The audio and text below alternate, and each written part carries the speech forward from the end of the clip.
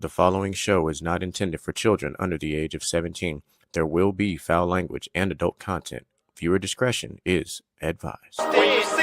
When I'm in my zone, I feel like I'm alone. I feel like I'm unknown to the world that's full of clones. My originality's focused on principalities broken. I'm loaning my heart and soul to the game that's scared to pay it back. And failure is a motherfucker. The strength to go on and believing in another sucker who don't see the vision in you. So you gotta work harder times two. Gotta make it do what it do. With the limited sources you have, your dream is still a finding motivation in you and inspire the world to do what you can. If you love it, then fuck it, get through it. Yeah. Mumble mentality activated. I waited for so long. Get burdens I've outweighed. When you see me in my zone. What is the deal, beautiful people? We back at it again like we never left. Wednesday, my dudes. Yes, sir. So, of course, you see myself and Outlaw here tonight. Of course, so DJ Micah B and Mr. Jen are out doing man, brother, your audio is doing that thing again. Hope it's gonna be a ghetto ass night, I guess. I don't know what that is. We're gonna make the best of it because life is ghetto itself sometimes. Absolutely. Ghetto is an understatement. Gonna be all right. Hey, we gonna be all right. But anyway, as per usual, of course, I am the one that they call Mr. GQ, and real simply, let's talk about it.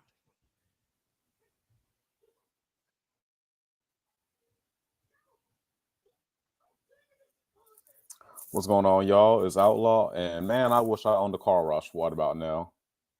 If you know, you know. Oh man, sound like there might be a bit of a backstory, but damn, my brother in Christ, I hope you didn't freeze on me. Man, that's what I'm saying about your video. It looked like it's freezing on your side, so I'm like, what the fuck we got going on here today? We'll get into it. It might be something trending. It might not be. Hopefully not, but man, I guess check. Damn. What's going on? We go. Do I need to cut this damn PlayStation off? I don't cut my Wi-Fi off on my phone. Shit, I did the same shit. Yeah. I cut my Wi-Fi off too. It's like the Lord is telling us we need to find a much better. You like just gotta consistent right now. We'll take it. Because didn't you just get like fiber optics and shit?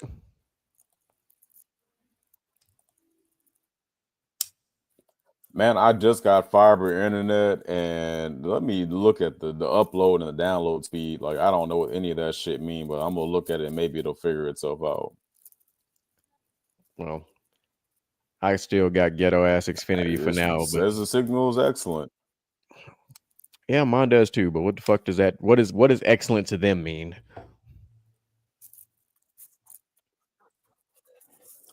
Man, I have never heard anybody say anything remotely positive about Xfinity. Like, I mean, all internet service providers are kind of ass anyways. But like, I feel like Xfinity is that one in particular where it's like kind of like the cricket of internet service providers.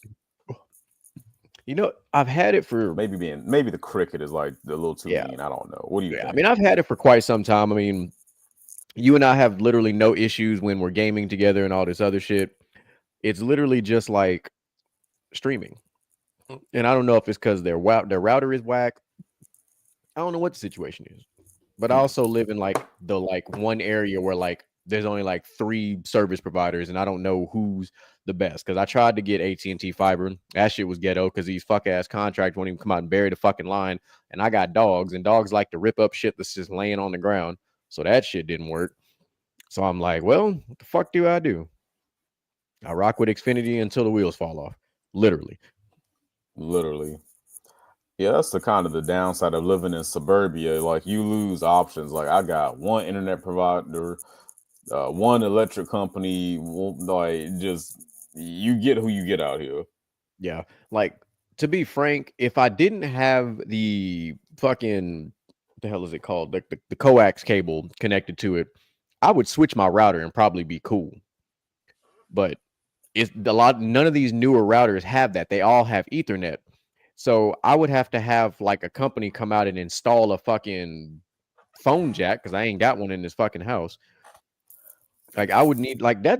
And I that ain't might seen be a phone jack in ages. Like, damn, blast from the past. But I'm like, I would much rather have my house wired like my office is, where I got a whole fucking Ethernet, system running through where I can just plug. I can hard. I'd rather hardline in at this point, so I feel like it would be better. Like I could probably hardline into my router and it'd be better, but because of where my router is located, I would need 100-foot cable, and it would be a trip hazard in my house. Damn, you can't just throw a rug over it.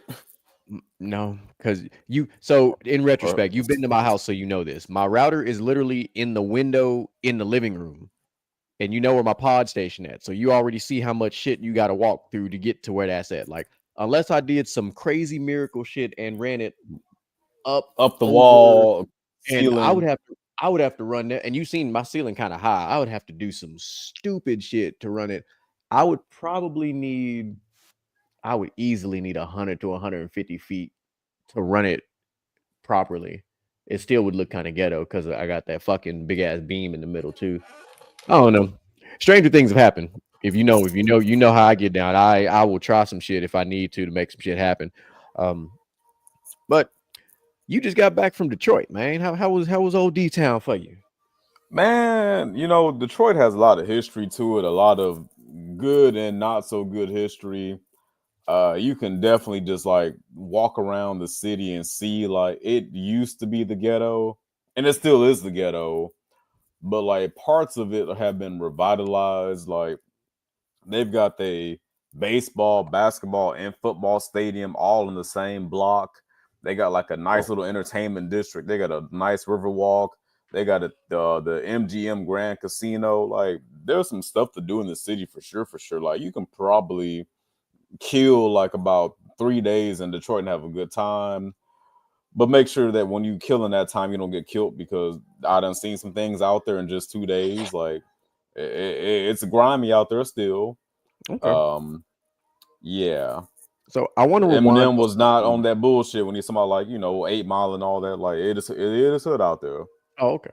So I want to rewind on something you said because I need you to expand on it. You said that Detroit has a riverwalk.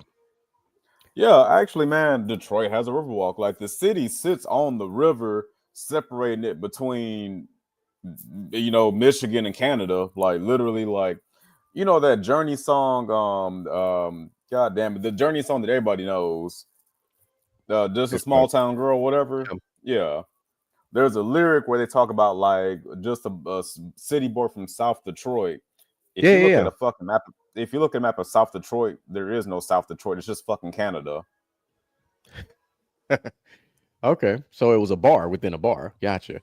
Yeah, is yeah. I can't like the Midwest. For those who don't know, and I used to be one of those who didn't know, the Midwest is actually a dope ass place, man. Like nobody does summer like the Midwest. Like it feels nice out there, beautiful scenery. Like everyone's out there like trying to get down for the get down. If you're a traveling person, book a trip to Wisconsin or Minnesota or Michigan next year, and you'll have a good old time. I promise you. I will say Minnesota is dope. I was there last summer. That shit was fire. Oh, 9th and 10th and oh shit. Sorry. I was getting caught up on the so I'll get to what that is here in a moment. But yeah, but like I said, Minnesota, if you're one of those people that like to be on the lake, be on a boat, be by the pier, be at the lake house, that type of shit, Minnesota got you covered. Is like Minnesota is cool for that type of shit. Like the weather. When me and the family went to Minnesota last year, we had talked to my sister-in-law, and they told me that the hottest day they had all summer was 85. Mind you, we went to Oh, I Minnesota. can believe it because I was in Wisconsin in June and I was wearing a sweater in Yeah, like June. Like it felt when nice outside. we were out there in August for the wedding, and at night it got down to like it was in the 50s at night. Like it was ideally speaking for a Texan, right? If we had weather like Minnesota, oh, we'd be on it popping around here. Cause If in we the had weather like the Midwest in the summertime, man, it'd be a tourist destination in oh Texas. we Man, yeah, property value boy, would skyrocket. it would be the hottest place in it'd be the hottest place in the US. Yeah, like Like I'm telling you, Houston would be able to chat. We would be able to challenge Vegas Because motherfuckers go to Vegas and it be 115 degrees and they don't give a fuck. At night. At night. You will sweat It, if you wear jeans and a long t-shirt at night, like in Vegas. You 100%. It is hot. But people still go because people like to gamble and drink and do all that dumb shit. Man, I'll say this. I feel like people just like to get away. Like I feel like I wouldn't trust somebody who doesn't like to travel. Like if you just dead ass looked at me in my face and said, I don't like to go nowhere, I'd be like, you're a goddamn imposter. You're not among us. Like what regular fucking human don't like to see the world? That was a solid low key bar you dropped right there. I heard that. Every now and then, every That now was and good. then. I was like, hold on now. I caught that reference. All right, I fucks with Yeah. it. But I mean, no, and I think truthfully, I think you're 100% right. Like I think between you and I, we might know like maybe two people that are like bona fide fucking hermits. Like these motherfuckers don't leave the house hardly ever. Like, and they're weird ass people. Yeah. Yeah. Like, and I don't mean weird in like a disrespectful manner. I mean weird as in like you're missing out on a key part of life.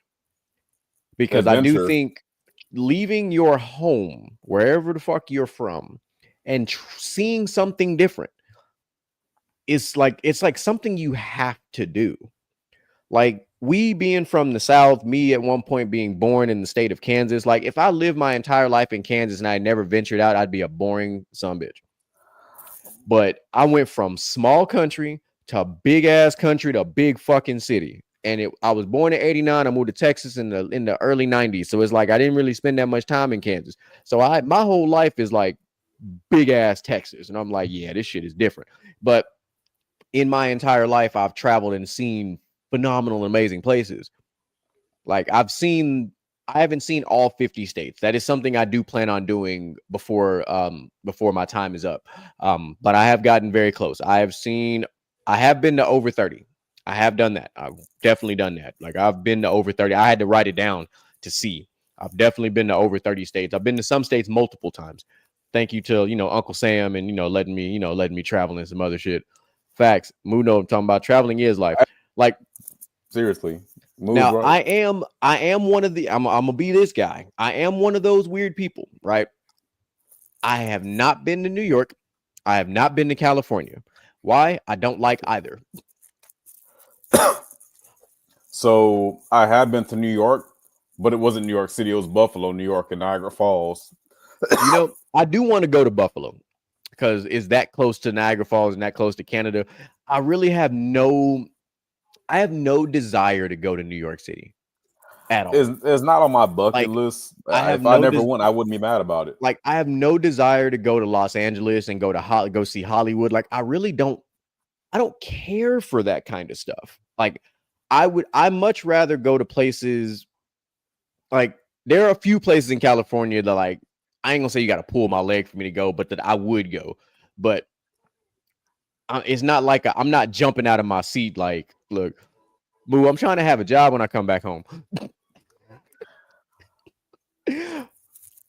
But I mean, like, I imagine there's still there's still things I would like to do. It's just like I probably would go to San Diego. I would go to San Diego. I would probably go to San Francisco. I feel like everywhere outside of LA, I'd be like, you know what? I'd do it. Like Yeah, Sacramento sounds fucking cool. Like Bay Area, like shit like that. yeah, But like, I do think the Bay Area would be cool to see. But I like mean, I'm going to Long Beach in September. Like, you know, everywhere besides LA sounds like fun to me. yeah. But I'm like, I sit there and I think about like the map of the US, and I'm like, I've traveled the entire southern belt from Texas all the way to Florida, seen all that shit. Both And I Carolinas, would all the way up actually, to I'm gonna stop you Virginia. right there. A hidden gem in the South is Alabama. Hey, You you might think right. I'm fucking crazy, chat, but No, people need to Alabama go. is actually fucking dope. Like, Hey, Alabama's dope. Parts of Mississippi are dope. If you like to gamble, Biloxi, Mississippi is a great place to go because that's one of the other cashadas you can I've go heard to. Biloxi's low key better than Hey, Vegas in some hey, regards. Biloxi is fire. Of course, you know about Tennessee. You know you got Nashville and everything else. You know Kentucky. Yeah, be careful. Few places, but be careful. Be careful. Both Carolinas, we've both been to both Carolinas, had a good time out there. Virginia, I've told y'all about Virginia. I don't know how many times. Like y'all got to go Virginia get out Beach there. is slept on. Yeah, y'all got to get out there. I've been to Maine, so I've been close to New York. I've been to fucking Maine twice. No, 3 times. Been to Maine 3 times. That was because I've flown into that airport too, into Bangor. Flown into that Mm. airport a couple times. Been to Maryland once. I flew into Baltimore to do some work. Surprisingly enough, fun fact, I have not been to Washington, D.C. in all my I life. figured of And all I work people, for the government and I have never been to Washington, D.C. ever. I figured of all people, you'd have been one of the ones. So the one chance I had the ability to go was after an incident that happened on January 6th, but I was already on another mission. Mm. But I actually can say that I've never been to DC. That's kind of diabolical, but I have not. I feel like if we're going to include DC into like the whole United I kind of States, feel like you have to. you kind of have to. But I feel like maybe call me crazy. You might as well include Puerto Rico. Hey, listen, I fucks with it. I want to go to Puerto And Rico, but I'm also scared to yeah, go to Puerto Rico. the crazy thing is, it's a U.S. territory. Like you don't need a passport. Yeah, Like like it's damn near a I'm state. not scared to go to Puerto Rico for my safety. Oh, That's not oh, what I'm scared about. oh. There was layers to that comment.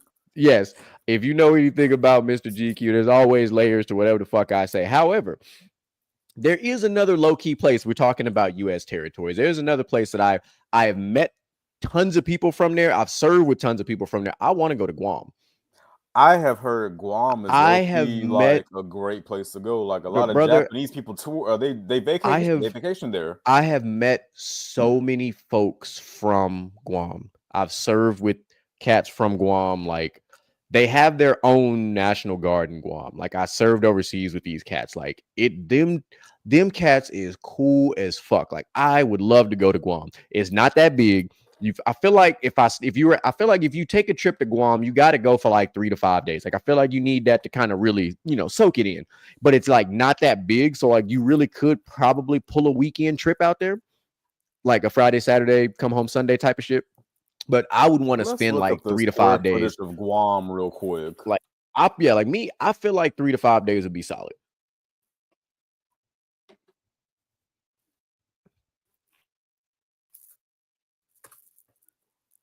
Y'all in trouble now. Y'all see Outlaw over here doing research.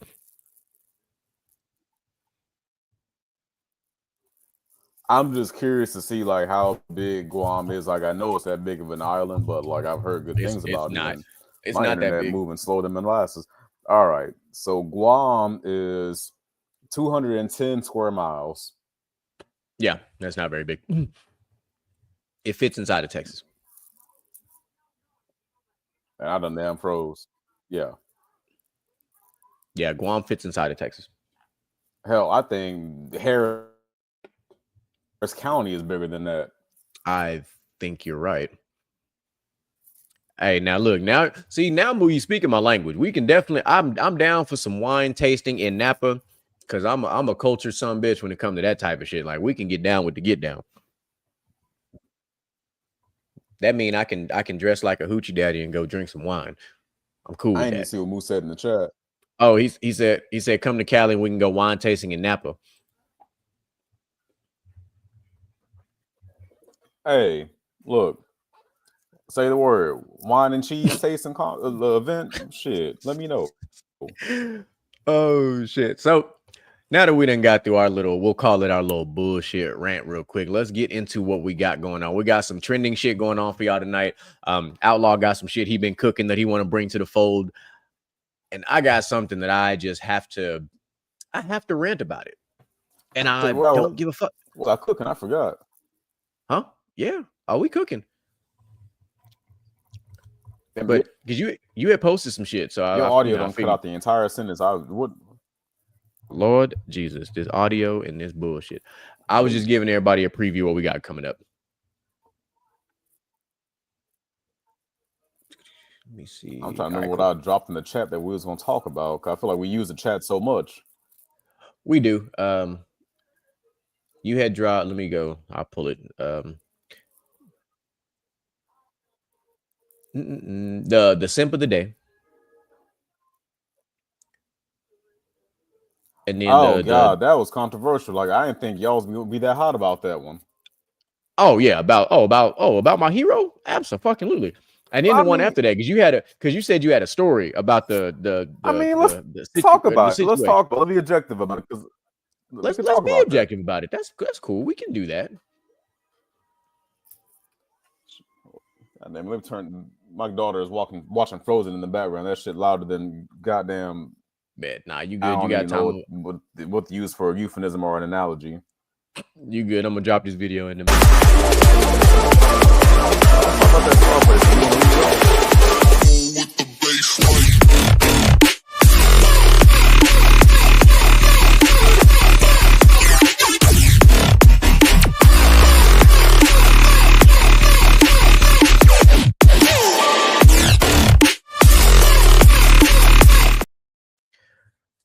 All right, let's bring everybody and their mama up to speed before me and Outlaw essentially cook on this because this is gonna be interesting. I feel like we're gonna be on slightly other sides of this topic. So there was this page. We're not gonna say the name of the page. I don't really feel like it. But they posted a little article on Facebook about this thing called Simp of the Day, and they decided to target an iconic character in Scarface, and they called him a simp, which is fine if you want to do that. But then they went into like massive major context. So I'm gonna read this verbatim, and it says most of us love Scarface and the character Tony Montana, but let's be honest, he was a simp and a dirty Mac. He stole Elva from Frank, the man who gave him his start by undermining him and creeping his way into her life. She didn't even love Tony. She tolerated him, but he still lived up to her. Excuse me. He still wifed her up and he acted like she was a prize. On top of that, Tony had a weird, overprotective, almost incest-like obsession with his sister Gina, where no man was ever good enough for her. He wasn't some alpha boss. He was emotionally jealous and self-destructive over women who didn't even respect him. So there we go. So, and somehow this post, like when it was posted, it generated some buzz, right? So it had like 284 shares, had over 1.1k reactions.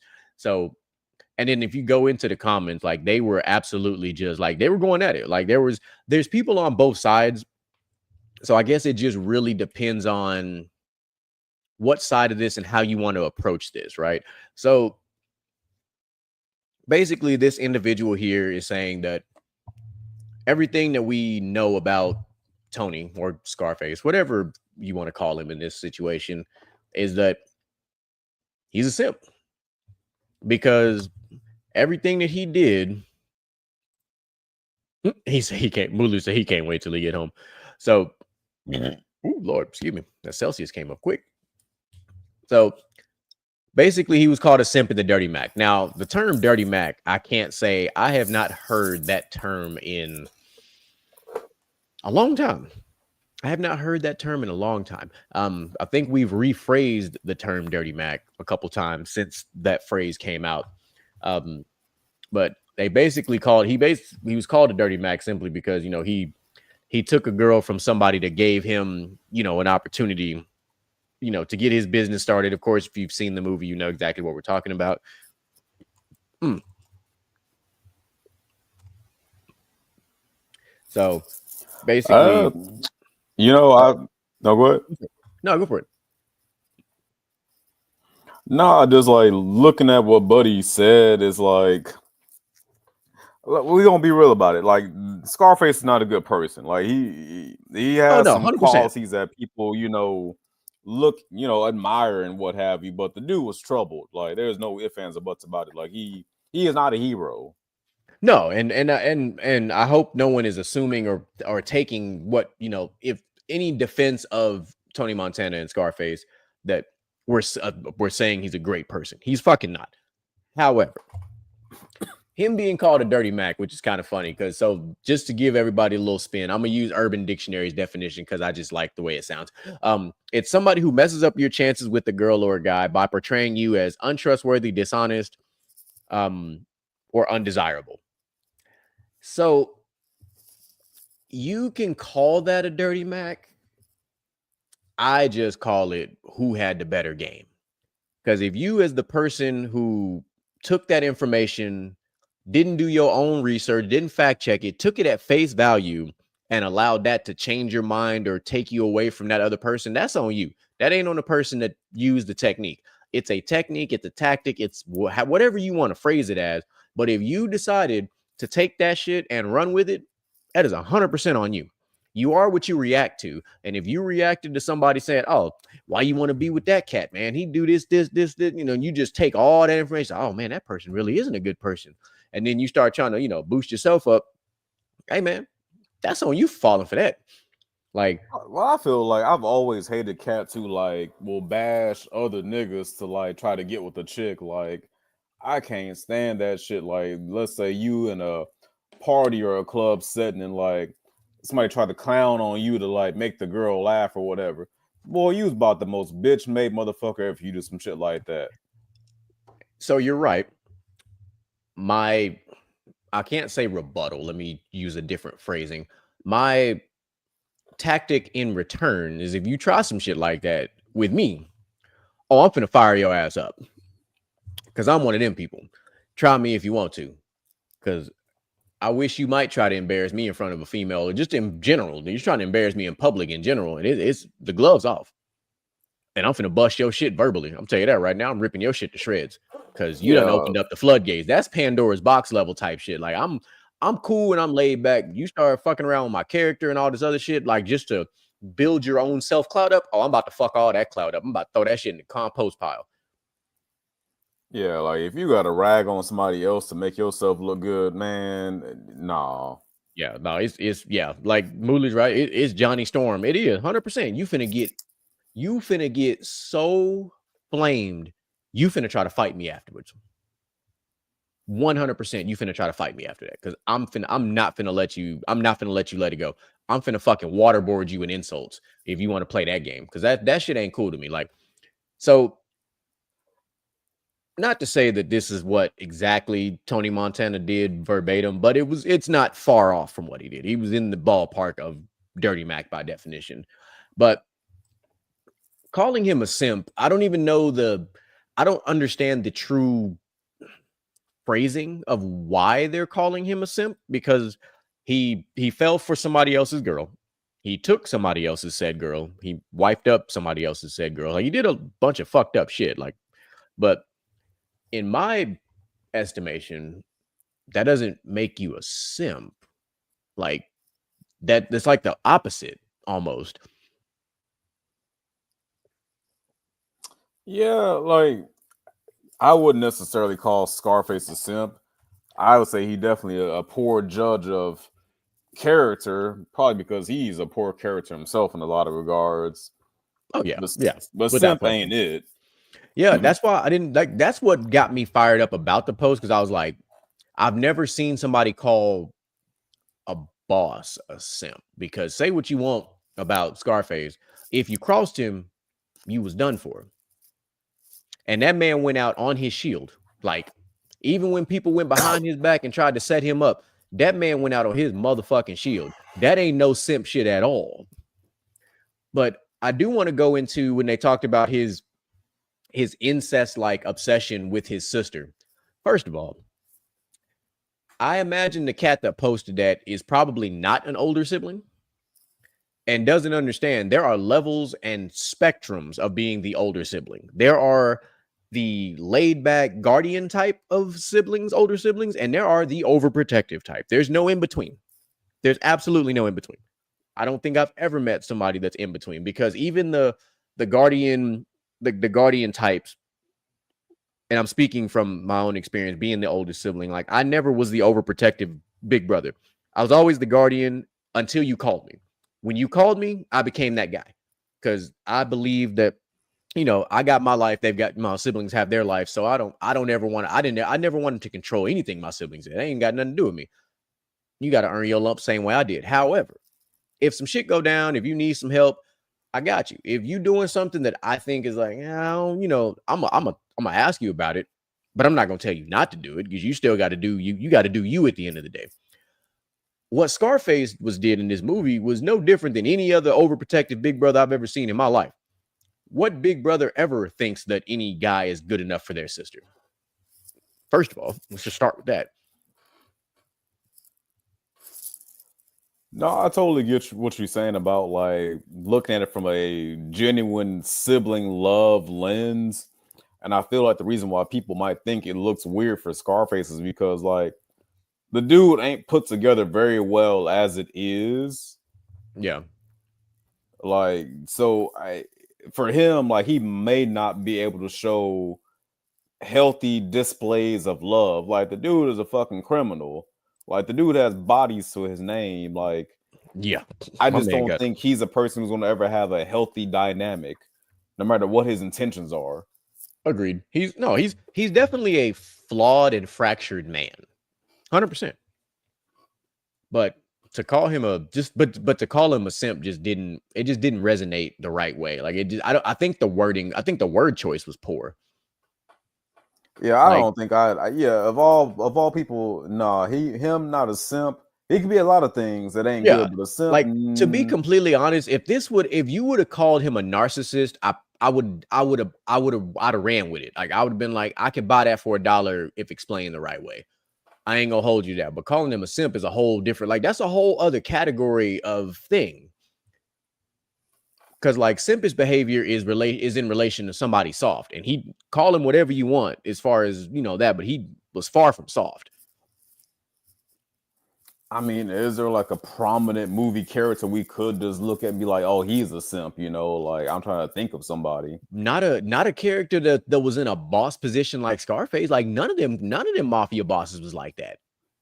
Not Don Corleone. Like none of them. Like they all was none of these boss cats. Like they were empathetic towards their children and their siblings, but let's not act like they also didn't check their siblings either. Yeah, like I feel like a simp will never get to their level of power or No, position in life. exactly, Like, exactly. It's a contradicting statement calling Tony Montana a simp. When you watch the movie, that man started from nothing and had everything, and then lost it all, of course. yeah, like maybe having a weakness for a particular person, I don't think that makes you a simp. Like, No, there's levels to it. It's nuanced. yeah, but like, just to outright call him a simp, I'm just like, I don't, I just don't buy it.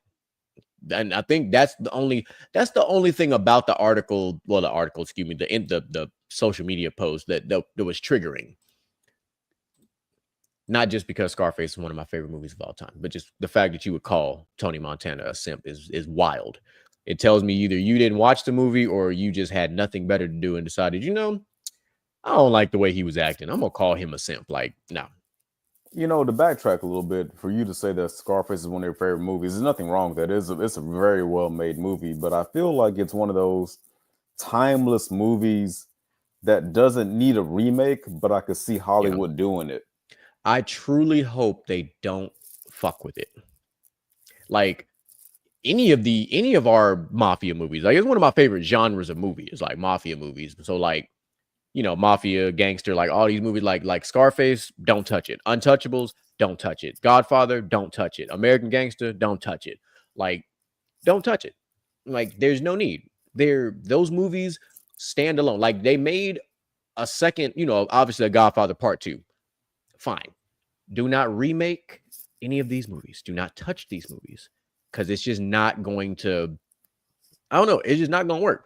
Like, I don't think this generation of moviegoer would appreciate these movies being remade. I don't think they would do anywhere near as well because unless it's a bunch of our generation watching it, but like the new age moviegoer, they wouldn't appreciate movies like this. Well, not only that, I feel like movies at the box office aren't doing as well as they used to. Like, No, I Fantastic Four mean, didn't do well, Thunderbolts didn't do well, Jurassic World flops, the last Pixar movie flops. Like, what well, are and people it's going to the movies to see these days? but at the same time, and I think, and I don't think the quote unquote failure of the box office is not entirely on the box office per se. It's just streaming has hurt everything. Yeah, Like streaming has hurt everything. Like, because, like, prime example, when we did the round of 32 and we talked about Disney movies, like, and I talk about it as much as I talk about it, the live action Mulan, I didn't go watch it in theaters. I ordered the bitch on Disney Plus and watched it at my house. I didn't even go to the movies. So, like, I didn't even go see that movie in theaters because I had the option to order it and save money. Because I think we paid, how much did I pay? I think I paid like $20, which means I saved like 60 going to Yeah, the fucking because for a movies. family of four to go to the movies, and yeah, by the And time mind you you, done yeah. watching it at Cinemark, you'd have spent probably about $100. And instead, I ordered the movie and I had a house full of people. We all watched it. Me and my wife cooked food, got popcorn from the store, and it was cool. So, like, the fact that that is an option for some movies, like, I didn't go to the theaters to watch Sinners. I waited till it popped up on HBO Max and watched it for free. I could have gone to the movie theater and watched it, but I didn't. It popped up on. I didn't even know it was going to be on HBO Max. But when I saw it, I was like, "Oh, bet I ain't even got to go to movies. I'm just gonna wait till it come out." And I watched it. That's how I watched it, and I'm cool with that. Like, if I go to the movies now, it's because me and my daughter are going to watch something that she absolutely must go see. Like, we went and saw Moana 2 in the theaters. We went and saw Trolls in the theaters. Like, shit like that, because we do like to go to Cinemark and watch it in the D box with all the interactive shit. Like, that shit's cool. So, and that's, that's like a daddy-daughter thing. You understand this very well. So, like, Of shit like that, course. I do. But like I haven't seen Jurassic Park. I'm not even interested in watching that movie because I didn't want them to fuck with Jurassic Park. Because as a kid, the original Jurassic Park and Jurassic World, I was like, oh, this is cool. Like, they could have left it alone. Like, I hate that they have essentially ruined the Alien and Predator cinematic universe with all these fucking remakes and shit. Man, I can't even begin to tell you where Aliens and where Predator is at, because like, no, we got the fucking the hybrid animated Predator show on Hulu. Like, you could have stopped at Alien versus Predator. But then you brought in the movie Prometheus and said, oh, Prometheus was a prequel to Alien. And then you start doing all this other trickle shit. I'm like, hey, bro, this shit confusing now. I don't and they even know got an which Alien direction. TV show coming out on Hulu Yeah. next week. So I'm like, what the fuck am I supposed? Like, I'm like, bro, as a kid, first of all, the movie scared the fuck out of you because you're like, hey, I hope I don't ever, if I came across a predator, I'm dead. Because if I find him, I'm dead because that motherfucker done found me first. Like, it's just like certain things we had no business fucking with. Like, the Disney live action transition, it's like hit or miss. Like, It's been mostly missing. Yes, mostly missing. And then we're adding sequels to movies that we don't really need sequels for, and we're missing sequels. Like, we talk about it. We never got a Big Hero 6 2. We should have got that, but we had Toy Story. Toy Story was fine, and then you made a fifth one, whatever. Well, they got a fifth one coming Yeah. out. Then you had Cars. You had Cars and Cars 2, solid. Both movies were good. Nope, not gonna. Incredibles. Incredibles is good. Both Incredibles, actually. Those are solid films. Monsters Inc. solid for me. Monsters University wasn't even bad, honestly. Monster University actually was pretty good. I'll give you that. I actually agree. That was actually pretty good. So I mean, they had a lot of hits, but then it's like nowadays, it's just like kids aren't interested in that type of shit. Like, they're just not. Like, if you think about what your daughter and my daughter watch, like, they watch like Doc McStuffins, they watch Bluey, Gabby's Dollhouse. Like, right now, my daughter will not get off this fucking K-pop Demon Hunter shit. Alyssa done watched that shit about 100 times this summer. Like, and the crazy part is, it ain't even a bad movie. It's actually kind of dope. They don't even understand what's actually going on. But you and I agree the same. Listen, they watch it, they content, and they quiet. I ain't mad about it. But yeah, if it's on YouTube, oh, I know it's K-pop. All right. And look, we got the live action Gabby's Dollhouse coming to fucking theaters in the fall. We all got to go watch. Like, that shit's happening. She's been asking me about this fucking movie since the trailer came out. I think we saw the trailer for like Sonic 3, and she's like, we got to go see Gabby. I'm like, that movie is 9 months away. I'm telling. Look, and Mel's right. They really don't make a lot of stuff specific for kids anymore. Like when we grew up, this is how we know things have shifted. when we grew up, a lot of the shows that we watched, they built the show, like if we were watching a cartoon, for example, and then they gave us a movie, like the Rugrats movie. Yeah. Phenomenal movie. But we were so in to Rugrats. So when the movie dropped, oh, it was a wrap. Every kid was like, Mama, we gotta go watch the Rugrats movie. Like the soundtrack was fire, everything about that was fire. Then you look at like Power Rangers. Power We Rangers all the were movie. You we were had to go see that entranced, we were motherfucker. entranced in the show. Boom, movie dropped. Like if they did that shit with like Bluey, for example, if Bluey's been phenomenal, if they decided we're gonna drop a Bluey film, it could be dope. But they didn't do it. That's how they used to get us as kids. They used the show, the little 25, 30-minute show, to build us up. And then all of a sudden, boom, that's how they would get us. You missed one great fucking example. My man, EB. Love you too, the big fucking dog. Pokemon movie, the first one with Mewtwo. Bro, Pokemon. You had to go. You had to be there, dog.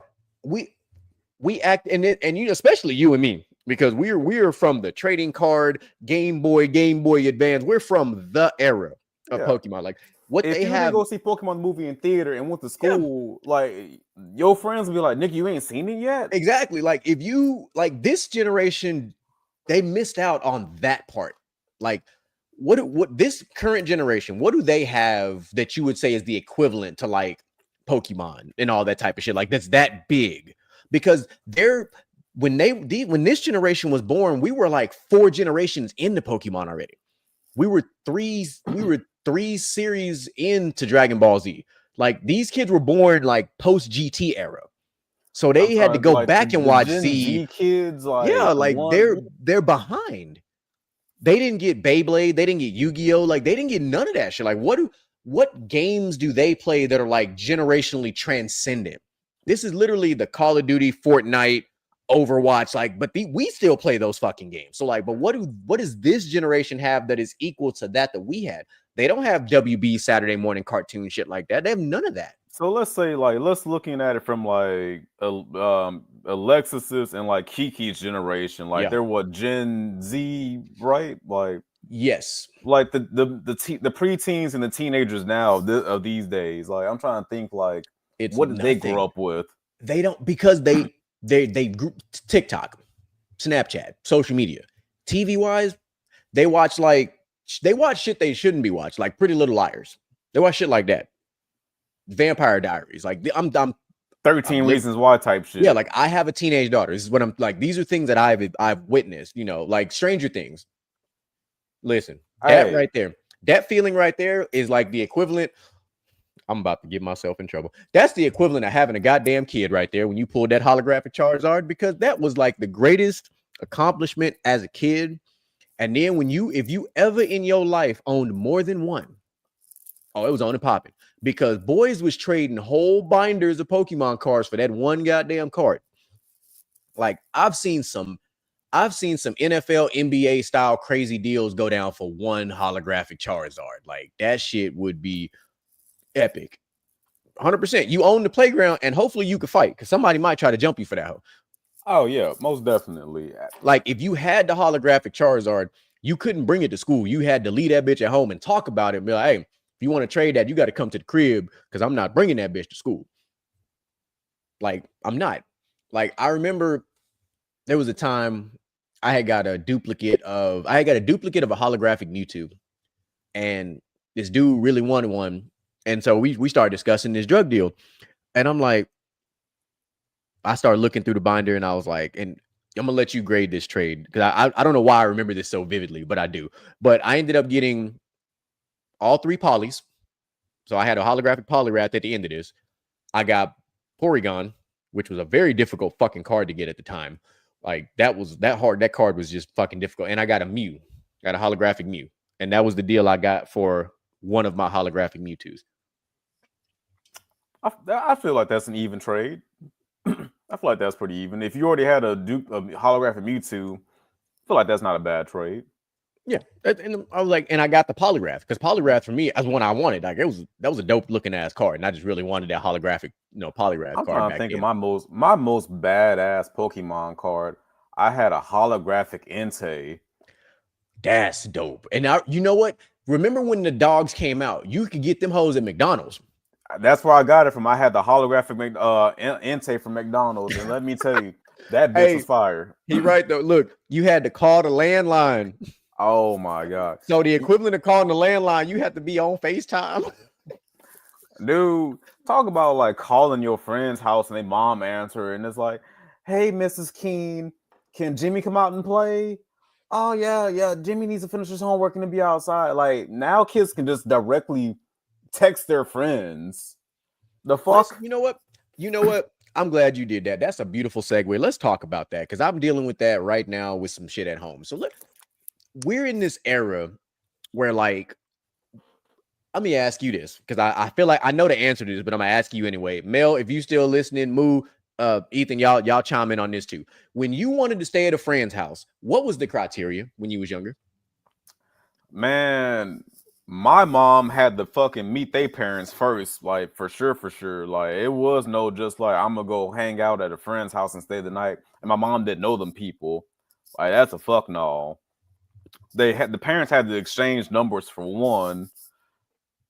And honestly, it wasn't even gonna be like you gonna get to spend the night immediately. Like your mom kind of had to like really vet this person at least once or twice before she gonna be like, all right, you can go over there and stay. You know, this had to be like, you know, like a good fucking friend. They wasn't gonna be just like a friend your mom just heard about last week. This had to be like one of your ride or dies from like at least a year or two back. You know, it couldn't be like no random motherfucker. Yeah, I thought so. And yeah, see, Mel said the same thing. My mom was the same. My mom was like the CIA when it came to that type of shit. Like my mom had to see parents in person, had to make eye contact, shake hands, like have a conversation with type of shit. Like, so I remember the first friend I ever stayed with was like because it was a kid that lived in our neighborhood. So I wasn't even far from home. I was like two streets back. And she met the parents, like we had dinner together. That's how my mom did it. We had dinner together. And then she was like, all right, they cool. You can stay over there. Like that. But it was a long process. Mm. Like it wasn't just like nowadays, be like, hey, can I stay at such and such? Who the fuck is that? Like, I can't tell you if you were to take all of my teenage daughter's friends and line them up, I would probably only be able to identify like 3 or 4 of them, if I'm being frank, because I've seen them over the course of a couple years. But it'd be some random ones. I'd be like, who? I don't even.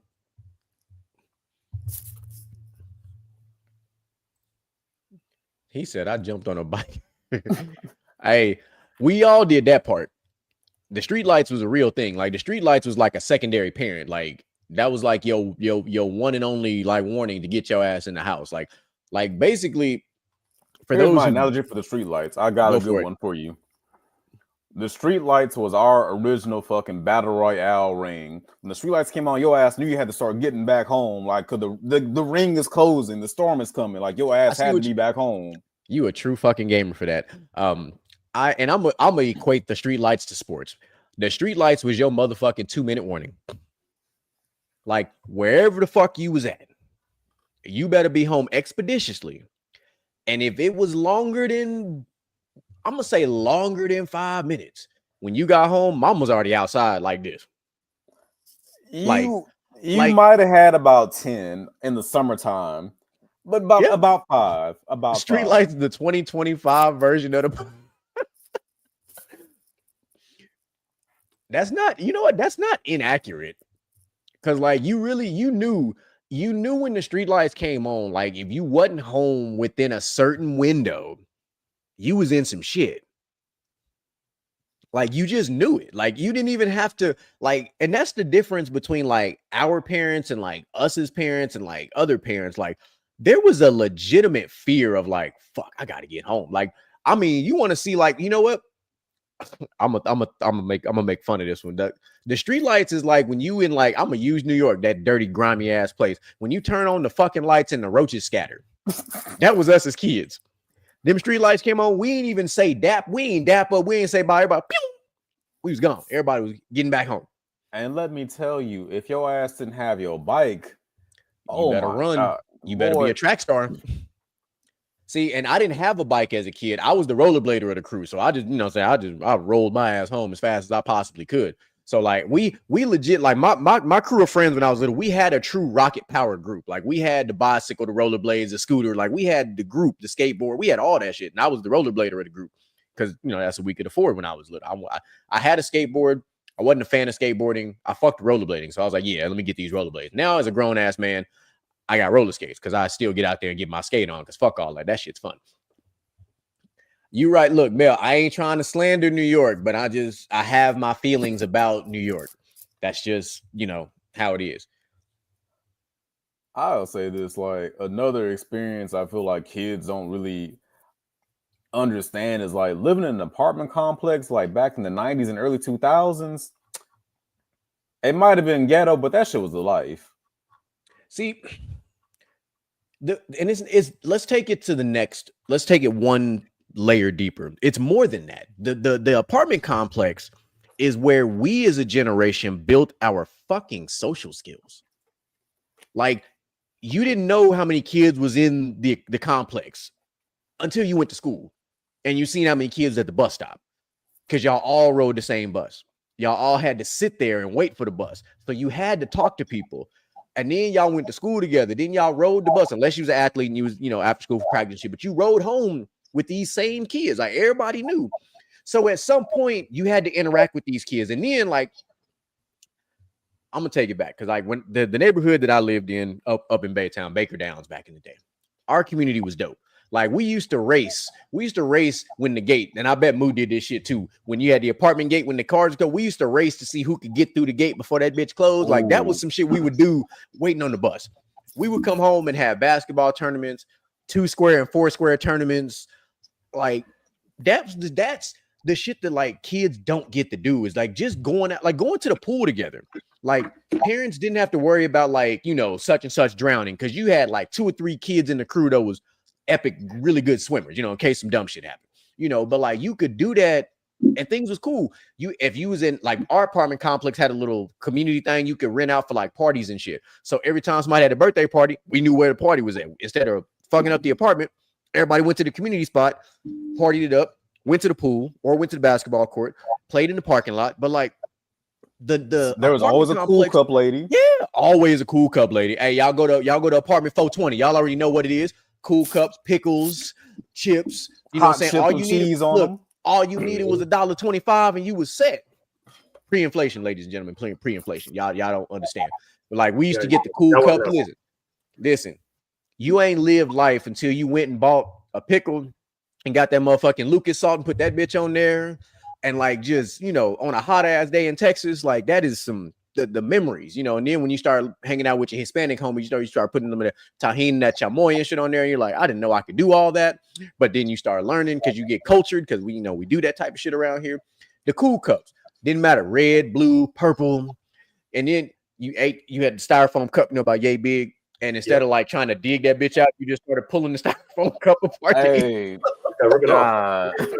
started peeling the cup like a goddamn onion. Hey, but you had to get to that mug though. So big shout out and congratulations to my boy EB. I found out today he's one of my coworkers. He's a father to be. Hey, that's what's up. So he's gonna have a winter baby somewhere in that January, February time frame. Good timing for that. But he's true. But look, these kids have no idea how awesome the 90s were. 100%. We were at the pinnacle. Listen, we were the fucking dial-up kids, the early days of MTV, the early days of I'm gonna say this. We were the last mall generation. Oh yeah. Like when you say mall generation, these kids got to understand we talking about Friday night, your parents dropping you off at the mall. And you there for hours. You there at like 4-5 o'clock until it closed at like 9 or 10. Unless you watching a movie, you might stay till 11. Yep. Like that's the type of shit. Like kids go to the mall nowadays. It's during the day. It's just to go buy some fucking clothes, flex a little bit, eat at the food court, take some pictures, and leave. Like if we was kids, being at the mall was an adventure. Like, you was in that motherfucker. Yeah, like if we had a mall back then, like how Baybrook is set up right now, boy, I'd never go nowhere else. That open top shit with the turf field had the Dave and Buster's in that bitch. I'd never leave.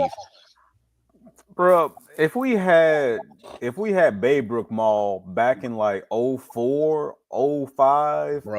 It's oh been man, my God, bro.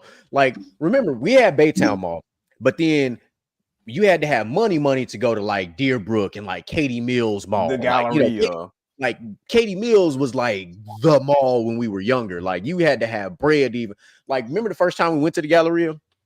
I remember the We was first time like, we went to the we was like, Galleria. we was like, I we remember the listen, first time. move where we was when our pops was staying on the southwest side of Houston, and we was staying with him. We had to take 3 metro buses to get there.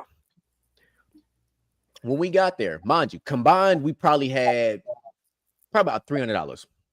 Pops gave We us both 100. He gave all three of us we $100. we felt broke in that motherfucker because Yeah. the Galleria, you know what I'm saying? You got the Louis Vuitton store, you got the back in the day the Fossil store, The you Ed know, you Hardy got store. all the major brands. So we in there, I'm like, bro, I don't feel like we got enough money to be here. Y'all talking about that big ass mall in Houston? Yeah. In Uptown. Like Gotcha. I What was they like, call bro, Uptown I know now. what mall I you're was talking like, got the ice skating rink and everything. I was Yep. like, bro, I was like, we ain't Yep. got enough money. We ain't got enough money to really be here. Like, I ain't even want to eat at the food court. Like, that's how broke I felt walking. And mind you, we thought we was the shit. You know what I'm saying? We was dressed, you know, we was wearing our famous and all that shit, like, you know, wearing the element, all the, you know, the Pac Sun brands. We thought we was in The that whole famous fresh. show. Hey, Hey, hey, listen, you don't understand. Between me and my They brother, wasn't like outside. I rock the fuck out of famous They wasn't. and elements. DC, Like he wore a lot of Billabong. DC and Oh, Billabong. Like that was the shit. Like, y'all wasn't outside for the famous. I had a big ass famous belt, but y'all bro, wasn't. I'm talking about the shirts with the big F. Like I had all that shit. Like famous was my shit. Like My that was shit. like, yeah, 100%. Hey, We the parents straight up abandoned us. That's accurate as fuck. Like if you really think about it, that's that other people was watching us. I wouldn't even say other people, bro. You was watching yourself, dog. Like You was watching I yourself can and your crew.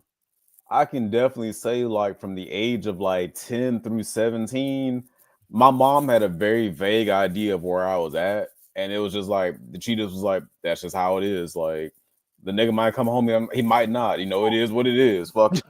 Well, I mean, the big difference is nowadays you have a lot more parents that are available due to their jobs, due to, a lot of parents work from home, et cetera, et cetera. Back in the day, bro, we was latchkey kids, bro. You feel me? Hey, You gotta keep to the house, bro. As soon as you get out of school, bring your ass straight home, unless you got some type of after school activity. Yeah, like But you other had than to that, carry bring your mother. ass You had to straight carry. home. You had to carry your motherfucking house key, and You you know what I better mean? not Around lose the that nigga hoe. later. so You don't lose it. everybody got to keep my house now. Everybody got to keep my house. You don't Look, lost it. yeah. That's what you So now telling me. everybody got to keep my house. Now I Yeah, gotta change like the you lock. like if you really frame it right, we were taught responsibility at an extremely early age because we as kids did not understand the value of that house key we was wearing around our neck or in our pocket or in our wallet, wherever the fuck you carried it. Yep. Like we was literally holding the key to our home. This is all pre social media and all the other crap. Like I think that's the other issue. This is pre-cameras. If a nigga ran in your This house, is you had no. You Who ran would in your know? house. you had no warning. Like this is back when but this is also back when every house had the doorknob lock, the latch lock, and the chain lock. So like Yeah. doors were even made like back then. Everything was like Burglar bars. them was thick ass wood doors. If you kick that bitch in, you strong as hell. Them like doors back then versus now is totally different. Totally different. Like Trust me. like Moo 100% knows this. Like doors back then, if you spent $800 on a door back then, that bitch was basically made directly from a tree. Straight from a tree. Like Here. nowadays, the $800 door is like standard, like regular people shit. Like if you want one of them type of doors, you got to get you like a $2,000 door to get that level of quality we had back then. Like them, like that type of shit. You know, to backtrack to your boy's comment about like we were the generation where our parents abandoned us, I feel like low key because of that shit, I wouldn't be comfortable letting my daughter have as much freedom as I did because I just feel like the world is a different place. Like it's Oh, just the world is completely fucked up right now. Most I hate definitely. that she would never get to do half the shit that I did, but it's just man, it's weird out here, bro. At the same time, I'm kind of glad because the problem is that everything's fucking recorded now. Yep. Like these kids nowadays would not have survived in our era because everything has got to be recorded for the snap, for the gram, like got to take a picture. Like how many listen, between the Most three of never didn't us, happen. how many fights do you think we saw that we had to just program in the memory bank? We didn't get to record that shit. We just had to remember. Too many. You Bro, see what I'm North saying? Shore had the most fights in the That's whole what I'm East saying. Side. Like we was the type we see a fight break out in the bathroom, in between classes, in the bathroom, and then we all had to scatter and get to class. Yeah.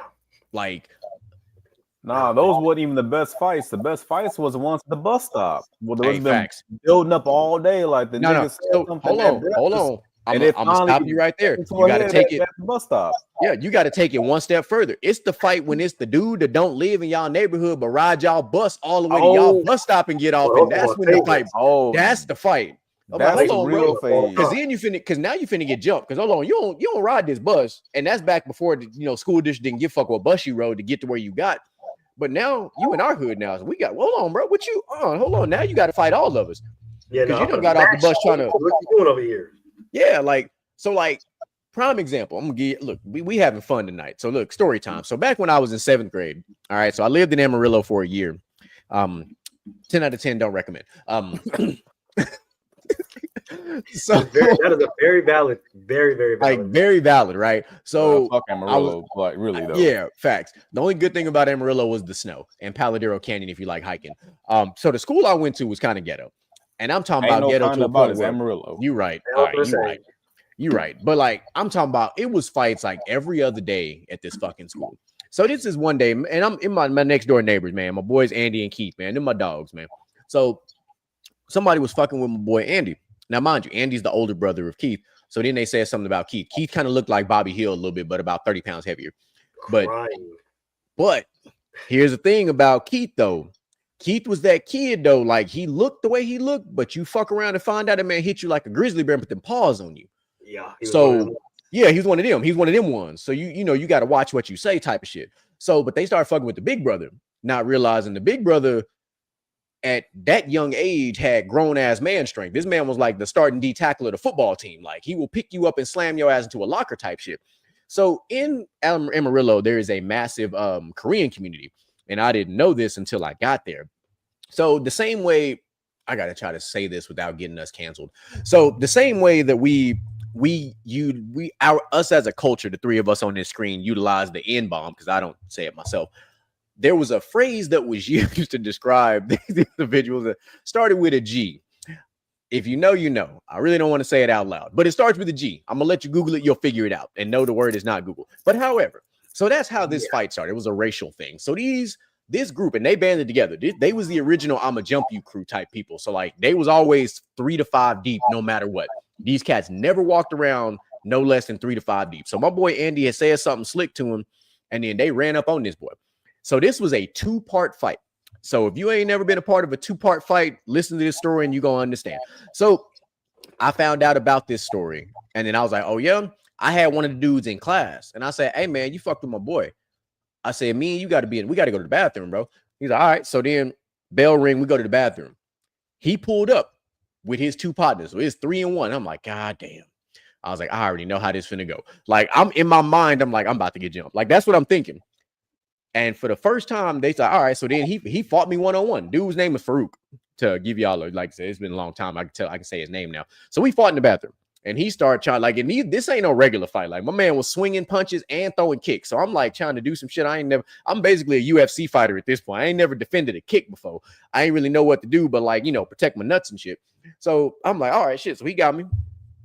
So then once I kind of got my bearing and I caught him in the chin, he's a little bit shorter than me. So I caught him in the chin and backed him up. And then we started wrestling. I don't know what made this dude prompt to bear hug me and try to take me to the ground. But then we just said, fuck it. We just started rolling.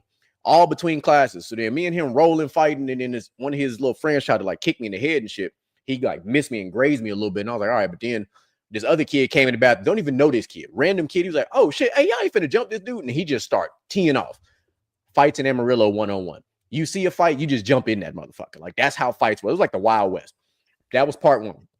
Part 2, he went back, told his other partners, 7 of them got on our bus to go back.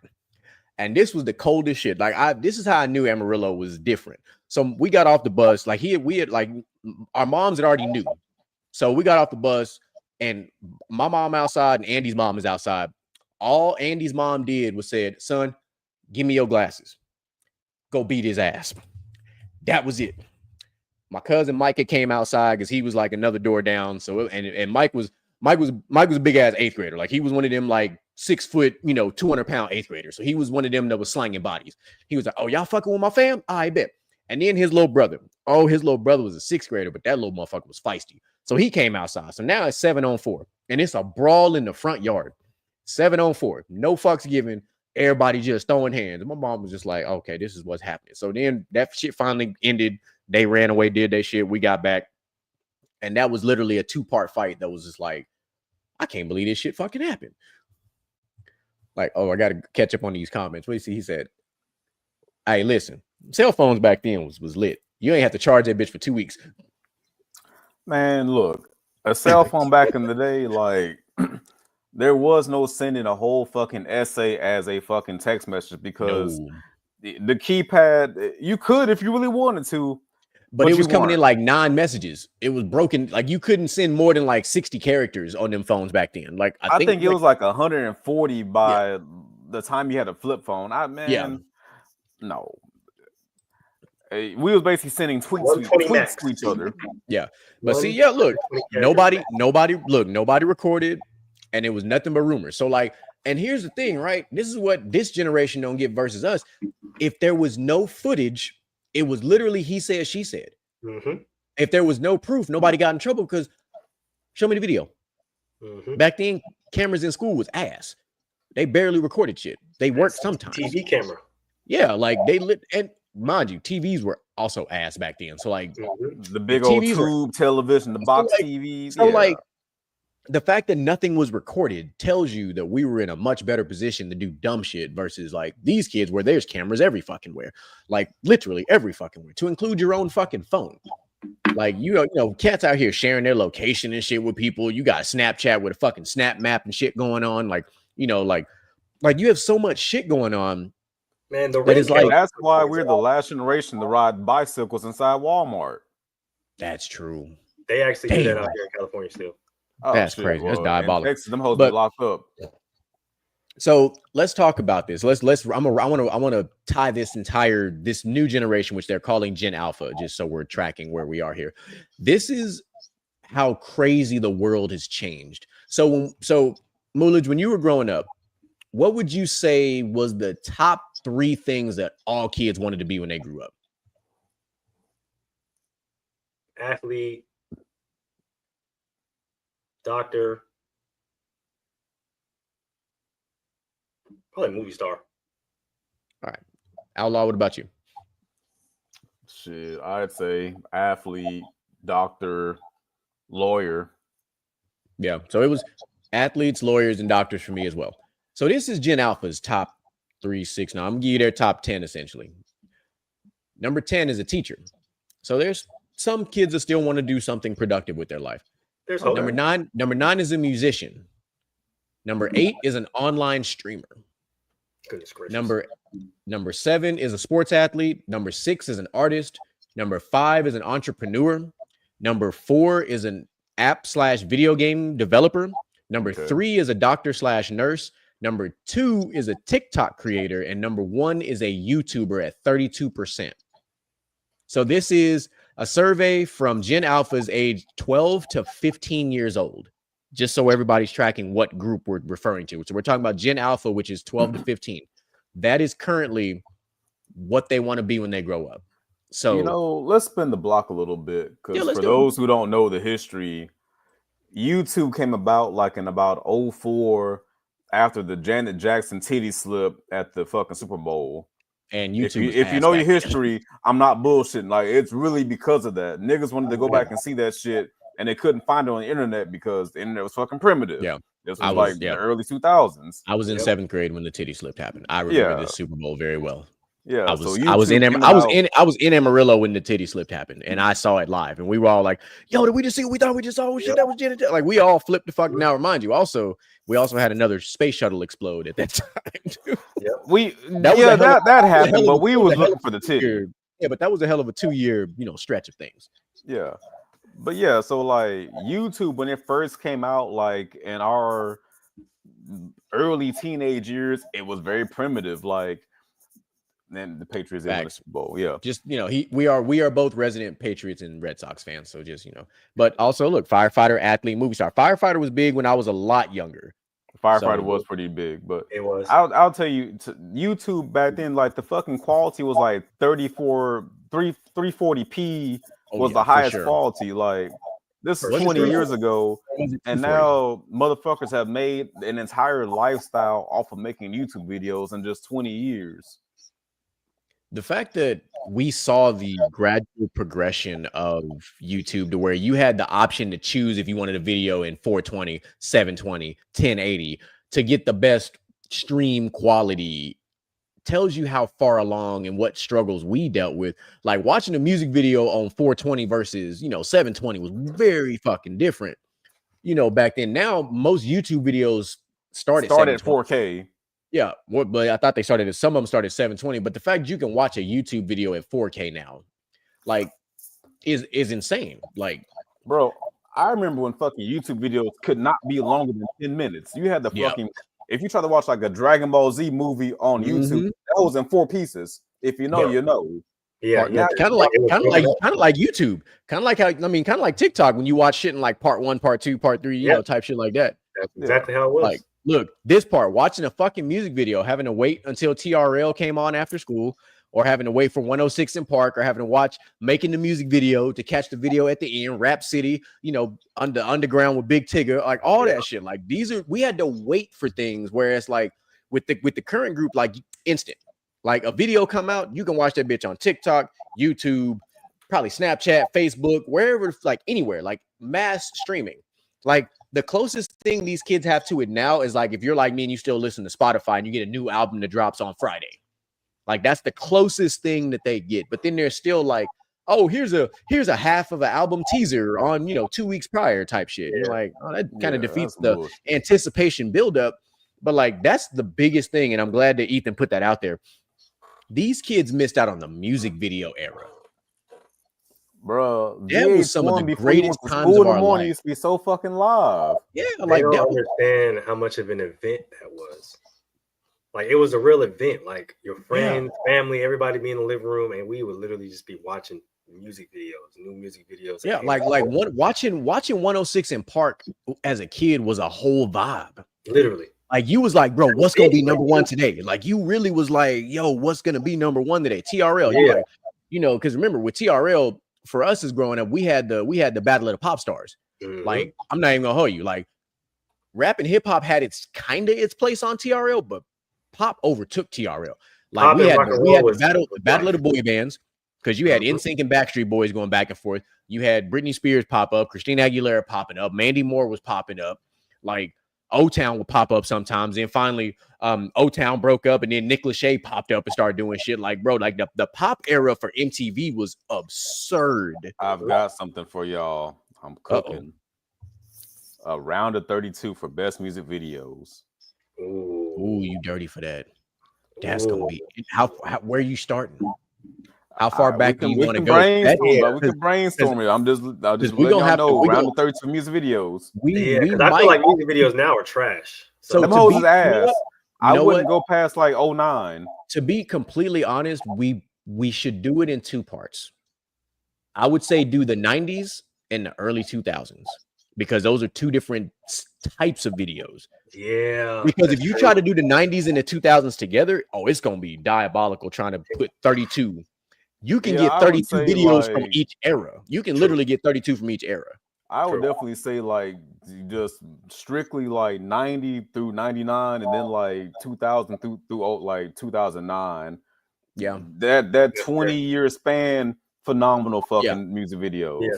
I think you could even stretch that 2000 to 2010 if you wanted to. There were still some pretty epic music videos in 2010. Like if you wanted to go 10 and 10. I would say that's the cutoff right there. I think 2010 is definitely the cutoff. Like I don't think you can go past that. Nope. Not there was still like some good Wayne music videos for sure. Around that time. Yeah, Wayne has some good videos. Let's pull it up and see. Let's just see. Yeah, Wayne has. I feel like the art of making music videos lost these days. Like they don't take them serious. I just don't follow it. Like, all right, I got this is gonna be fun.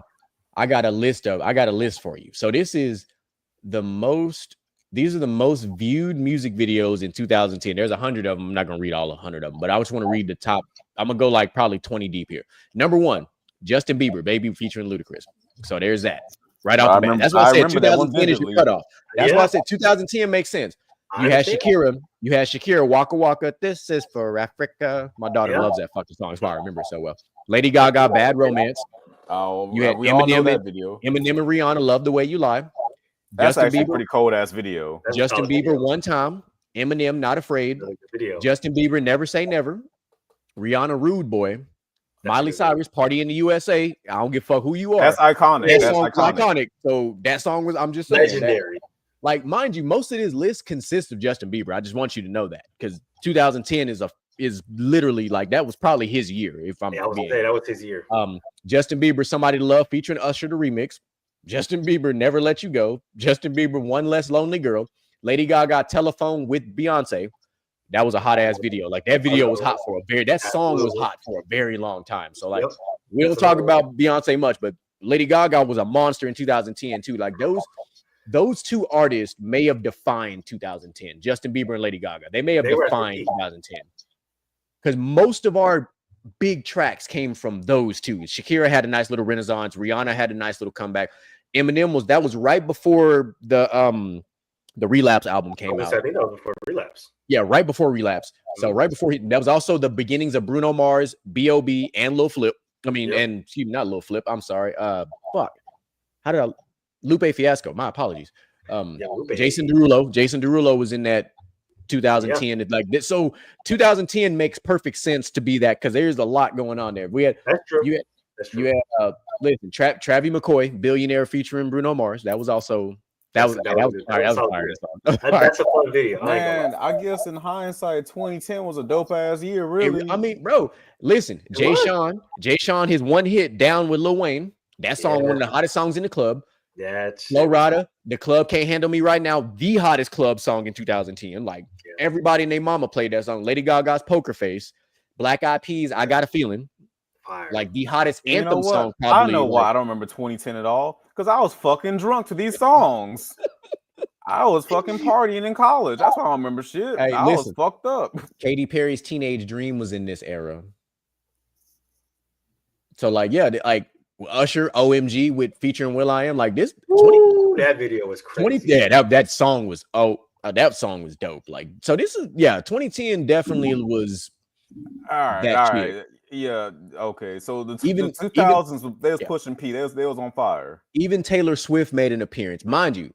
Eminem and Lil Wayne's No Love came out in 2010 too. Just saying, one of the hottest collabs that ever happened in that time. I think Taylor Swift had that her first single was Love Story. Yeah, she had Mine too. The song Mine came out, and you had Bruno Mars's Grenade came out at that time.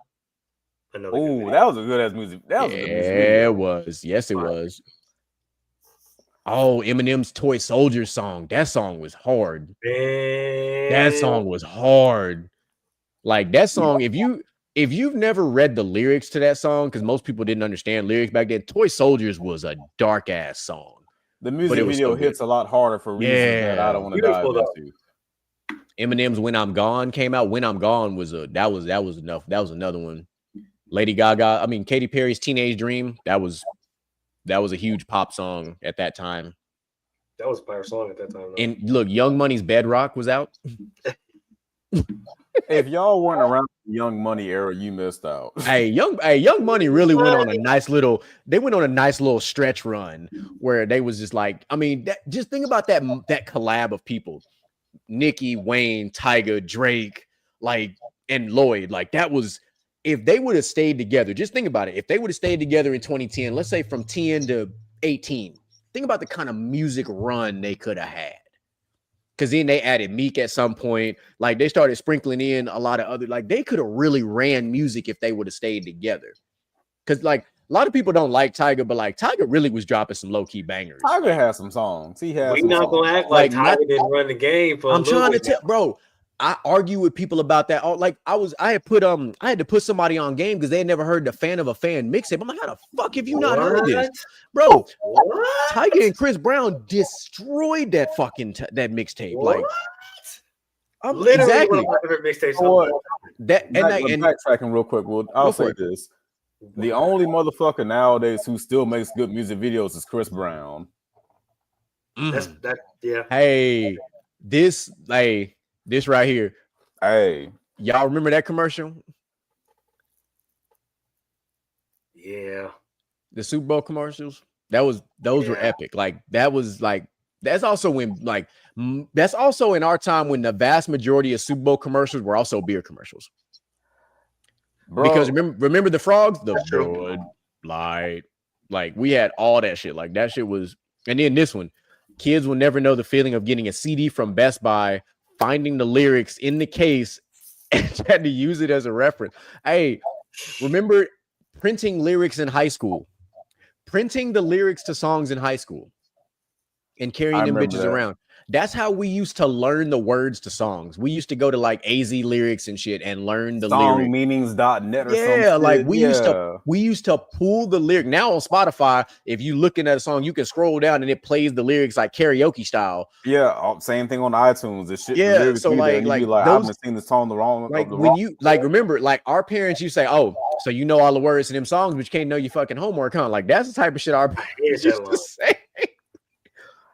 But you know, to EB's point, I feel like there's a lost art to commercials these days. Like I can't fucking stand ads these days. But as a kid, commercials are low key fucking entertaining by themselves. Like the Mountain Dew commercials, the fucking Gushers commercials, Airheads. Fuck, we had some good commercials. Oh, for sure. Like we fucking Coca-Cola with the fucking polar bears. The polar bears. That's old right there. The old M&M's commercials, like, come on, man. I mean, the M&M's commercials now they're like raunchy as hell now. Like they're like they be really on some early days Shrek movie type shit with some of these commercials for M&M's. A little bit, man. I don't know. I feel like TV commercials, entertainment itself is just all a lost art. It ain't shit original these days. It's all microwave. It's all microwave. Like you can tell there's not a lot of thought put into it. It's just like, oh, this formula works. Let's just throw this shit out there. And well, you think about it, like the average reel on Instagram, 10 seconds. The average TikTok, like the average short, it's all bite-sized like shit to catch your attention. Yeah, like we've already ruined the attention span of Gen Alpha. Most definitely. Like, for sure. Like the fact that, because think about it, if when we get streaming services like Hulu, like even YouTube, you have the option to go ad versus ad free. But if you look now, even on fucking Facebook, bro, the amount of ads when you're looking at, like, if I go look at, I'm gonna use our crew. If I look at your story on Facebook and Moolidge's story, and then I try to look at Outlaw, it's gonna be Mr. Gent, it's gonna be an ad before I get to his story for some advertisement or some shit I don't even give a fuck about. But if you notice, I noticed an update, and I don't know if y'all have seen this on Facebook. When you go to somebody's profile and you look at their old post, they throw ads in between the fucking old posts now. Yep.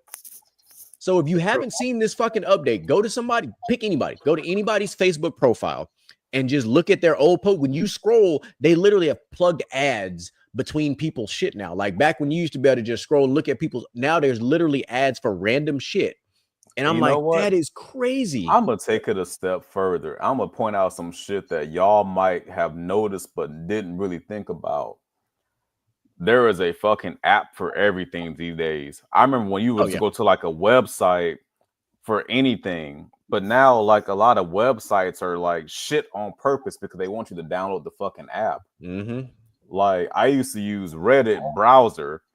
The fucking browser version of Reddit sucks now, so you got to use the fucking Reddit app. True. Same thing with Facebook. You got to use the Facebook app. You can't fucking just go to facebook.com no more. They fucking made the shit suck on purpose. Yeah. You're not going to youtube.com. You have to use your fucking YouTube app because they make the website such shit because they know all the fucking data gathering is on the app. Yeah. Now, mind you, I mean, YouTube works well on my computer and on my iPad, but like On my phone, yeah, like no. And then like if you ever notice, right? Like I downloaded TikTok on my iPad just to see some shit. And it's like smaller than like a full screen app. It's like you have like a box on your iPad. Now, mind you, I got a big ass iPad. Like I got a nice, I got a damn near 10-inch screen fucking iPad. And TikTok's like half the fucking size. And even if you if you do the full screen, it only goes to like maybe 7 inches at best. Yeah. And I'm like, I was like, the fuck is this? Like, if I'm on an app, I expect like when you open an app on like your iPad or some shit like that, it normally takes the whole screen. Like if I play a game it takes the whole screen, not parts of the screen. Like, so that's proof to what you was talking about, like how they make shit trash so you got to go to your fucking phone and do the shit. Yep. I'll take it one step deeper. Kids don't even see commercials. Hulu still has, like, if you have Hulu with live TV like I do, like you still get commercials. But that's so speaking of Hulu, Hulu the app is going away.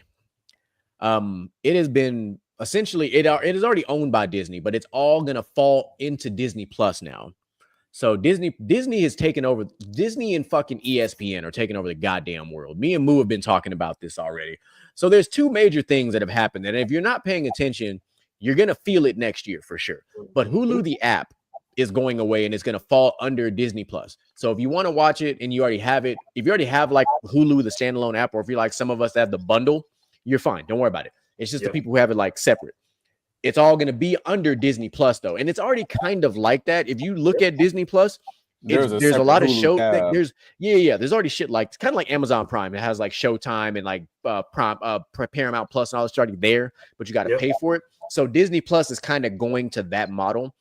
At the same time, ESPN has now purchased the rights to NFL Network to include NFL Red Zone and some of their marquee shows. So me and Moo have been talking about this probably about 2 weeks now. And we were like, bro, this is going to be the end of Red Zone. Like Red Zone is one of our favorite fucking things. Like as football fans who watch copious amounts of football during fucking football season, Red Zone is great to have. Like I can watch my team play and I can watch Red Zone at the same time. Like I can be like my projector and shit's behind me. I can be watching like my Patriots play and have Red Zone on my fucking computer. And I got my fantasy teams up on my other two screens so I can keep up with what the fuck is going on. ESPN is going to fuck this up. And how are they going to fuck it up? Because they're probably going to at some point replace the host and put somebody else that we don't give two fucks about, that we don't know. Like they're going to fuck around and put like a Kendrick Perkins type of motherfucker on there and literally fuck this shit up. Like rumors. Like one of my favorite shows on NFL Network is Good Morning Football. If you fuck my Good Morning Football show up, because you already took Peter Schrager away. Peter Schrager's already on with ESPN. If you fuck up Good Morning Football, I am going to lose it, because that is one of my favorite standalone football only shows. Yes, they do pop culture stuff. Like a lot of inspiration for Gentleman's Talk for me kind of came from Good Morning Football, because they talk football, but they also have a pop culture element to it. So it's good. It's a good mix. And they have one of the singular most entertaining segments for football you will ever see. And it is called Angry Runs. I'm going to plug that shit in right now. If you have never seen Kyle Brandt do Angry Runs, it is fucking phenomenal. It is hilarious and it's great. All you need to do is go on to YouTube and type in Angry Runs. It's the only fucking thing that's going to come up. And this is how I know ESPN can fuck it up, because the 1 year that Kyle Brandt went to the NFL Honors and did a live fucking Angry Runs with a golden scepter and gave it to Najee Harris, the crowd was not in it. The crowd was not in it. Like they didn't even understand what the fuck was going on. They were like, who the fuck is this crazy ass white guy running around being loud and obnoxious? But us regular football fans who enjoy this type of shit, I'm like, bro, Angry Runs is sensational. And if they somehow fuck this up and I don't even care. Like, it's like, I'm bothered by this. Like I am. As a football fan, I'm bothered by this, because I like NFL Network, because sometimes I don't give two fucks about what ESPN got going on. Because sometimes like it's too much going on ESPN sometimes. Like having the NFL Network as a separate thing for me to watch. Even like right now, I am, and Moo's probably doing the same. I watch the fuck out of Inside Training Camp Live. Yes. That's how much of a football fan I am. I love Inside because I just like watching it. There's no like that's how much I love football. So I love watching inside training camp. Why? There's joint practices going on. There's other shit going on. Like it's just fun. Updates, Like, analysis, breakdowns on what everybody's doing. Like, y'all want to know how I know so much about people's team and my team, bro? It's because Good Morning Football, bro. I either watch it every morning or I listen to it on the radio. Yeah, listen. They have already, for the most part, they have royally fucked up Star Wars. I would never minus a forget few things, but like there's a couple of gems that have been good, but they've for the most part, like, and this part, like they've already, and yeah, that part. And mind you, right now, that's you know why the NW? Do you know why the WNBA is trending so much right now? Because they're throwing fucking dildos on the court. I don't know I don't know who started that trend, but I like it. Keep doing it. The fact that the first time I saw it was somebody threw a Incredible Hulk colored fucking dildo on the court for the Valkyries game. I'm gonna say something crazy, bro, but like I remember like the WNBA when we were kids, it was actually worthwhile. Like we had the Comets, they won. Hey, listen, fucking bro. 4 championships like back to back. Like people don't understand, bro. As Houstonians, like we was behind the Comets, bro. Like as a kid, you could and mind you, as an adult, I understand this now. Like I didn't realize like getting them cheap ass tickets for like $30-$40 was like because they weren't really generating any revenue, but we were able to go to the Compact Center and watch Comets games like it was nothing.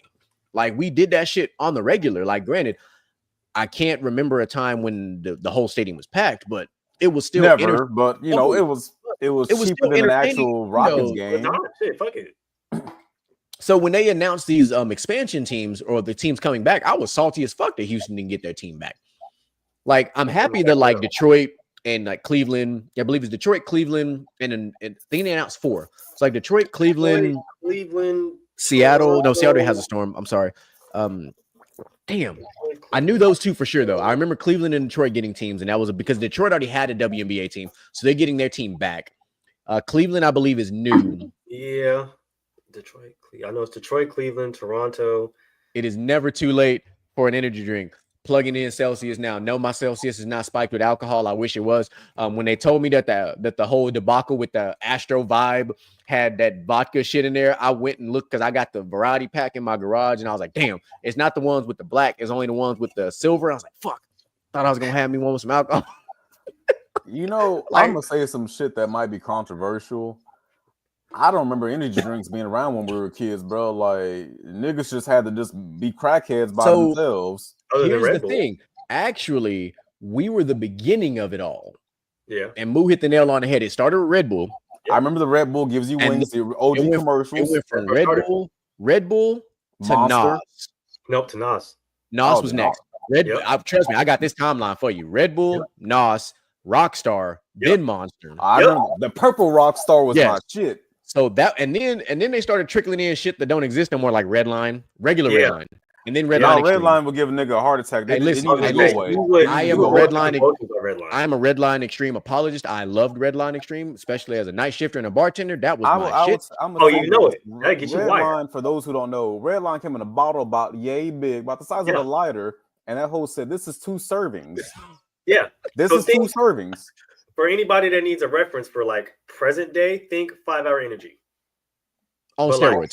But I was gonna say, but like on crack cocaine. Like I can drink a 5 hour now and it does absolutely jack shit for me. Oh, it don't do shit for me. Like all it does is give me some taste. I do remember when 5 Hour Energy came out in gas stations. You're probably right. Okay, so look, he's not lying. He's not lying. I'm thankful I'm still alive, but I 100% used to drink Redline as a bartender. Like that was anybody who had to do a double. I'm trying exactly. If I had to work a double as a bartender, you seen that motherfucking red bottle in my pocket. That 100%. 100%. Just know I probably wasn't okay, but I had the heart of a lion at the time. Some people took smoke breaks and cigarette breaks. I just chugged the red line and kept it pushing. I did both. I wasn't a cigarette guy, so I can't relate. Like, bro, if I did a fucking closing shift and had to do an opening I did have a black and mild era early in my other profession, and then I That was a dark time. I wised up, I guess. Yeah, no, for sure. I mean, For but sure. I do celebrate still with the occasional cigar because that's Oh, my most definitely. thing. Like I'm definitely. gonna, I just, I had a cigar and whiskey the other day from a boy that I finally was able to lay to rest on Monday. So that was we talked about that on the previous show. And now I've got, we'll be celebrating this weekend. Actually, EB will be there with us. We will be celebrating our annual awards ceremony for our accomplishments for the last year. Cohiba, my man. Yeah, always keep on. I mean, for me, always Yeah, just I'll keep listen. ready on deck. Listen. You know what I mean? I'll listen. Outlaw Okay. knows. When we have events, I'm like, hey, I got the cigars. How many I Yeah, need to bring? you feel me? And Yeah, I'm just always in bringing case. something. I'm always bringing something different. Yeah, just in Like, case. yeah, and I You know will what I tell mean? people I will tell people, and I will stand on this. Like, Specs has an extremely underrated collection of cigars. Absolutely, they do. Like, I'll be finding some hidden ass gems in Specs' little humidor. Excuse me. Like, Yeah. I really do. Like, liquor stores in general be having some sure. low key good ass cigar. Like, outside of going to like a smoke shop or a cigar lounge, like liquor stores got you covered. Like I don't know what kind of deals they end up getting, but they really be having some nice collections of some cigars. Like, I'm not sitting there telling you we're like connoisseurs and shit like that. I'm not going to go get Cohibas and Cubans and all that. That shit costs bread. Like, if I'm getting those, I'm really celebrating if I get some shit like that. You know what I mean? But if I just want to pick up something to celebrate for something like how we do, like myself, Outlaw, my pops, we do this shit for Father's Day. We'll do a cigar, or like if we're at a major, like a upper scale family function, not a regular family function, like an upper scale family, like Thanksgiving. We 100% do it for Thanksgiving. That's because we have like our pre Thanksgiving functions going on. But like, we always do something different. Like, I'll go find the ones that are like, wrapped with the vanilla flavored paper, or something's got like the coffee flavored paper. Like, oh yeah, we the robust. We look for. Hey, listen, where you could like dip it in whiskey and it has a nice flavor on it. I was gonna say, hey, them last ones that we had that was in the whiskey paper, them hoes was sensational. Them hoes was really good. I had ones with some Tennessee bourbon wrap. Man, look. Man. Hey, listen, we just talked about this. My boy bringing the N64 this weekend, and he's bringing all the classics. He's bringing the GoldenEye, the Mario Kart, the Smash Bros. Like, it's finna be a retro ass weekend. On top of the beta for Battlefield 6 coming out, which it makes me have to potentially bring my PS5 with me because I did pre-order it 100%. That was a birthday gift to myself. I pre-ordered the game this weekend. I pre-ordered the Phantom Edition, and me and my brother have been talking about it. If you have not pre-ordered it as well, we also both have pre-ordered Ghost of Yotai. Comes out in October 2nd, I believe. So if you have not pre-ordered it, I'm sorry for you. Now I'm just watching the countdown on my PS5. Like, man, I need this shit to kind of hurry up. Hey, look, once the fall gets here, I'm gonna be a fucking recluse between Battlefield, Yotai, Stranger Things. Like, I'm being in the house. I'm busy. Football. I'm busy. Like, I ain't got you. Yeah, like, listen, most people celebrate in the fall with like pumpkin spice latte and shit. I'm celebrating with football and fucking video games. That's the fuck. I'm busy. I'm busy. My away message is set. Yeah. If it is the weekend, do not call me. If it is Thursday, Sunday, Monday, do not call me. Because that means, and as we get later into the season, Fridays and Saturdays, I'm unavailable. Facts. If it's a holiday, like even Black Friday, don't fucking call me. There's a football game on. Don't call me. College game day, don't call me. I ain't gonna lie. Hey, listen, do not. Don't even text me on Saturday. Please don't. After 11 a.m. Do not text me because I'm watching Big Noon Kickoff. I'm getting ready for fucking college football. Come on, especially for week 1. Come on, Ohio State versus Texas. Oh, don't even. You better not even think to even. I'm gonna be on airplane mode. I'm on airplane mode. I am. My phone is off. You're gonna be lucky. You're gonna be lucky if I get up for a goddamn bathroom break. Yeah, at all, because my kids are here. Really it. Yeah, no. As long as my kids and my wife are in the same vicinity, everybody else, I'm sorry, you don't matter. My man said I'm gonna be on paternity leave when my man, he gonna be. I ain't mad at you. I am not mad at it at all. That man gonna be. I'm happy for you. Like, becoming a father is like one of the greatest accomplishments of all time. Like, it's on the Mount Rushmore of manly accomplishments. Like, it's one of the most man things you can do is becoming a father. But it will humble you. It will humble you for sure, 100%. But it's such a great, it's great. It's a beautiful journey. Yeah, it's ghetto too. Oh, very ghetto. Depending on how you frame it, but now that we've had all that fun, I want to go on this rant. And I have to go on this rant because fuck that. This is what happens when you take so much advantage of the system that it's finally coming back to bite you. Normally, this will be a real talk, but it's not. I have a different video, and this is what it's going to be.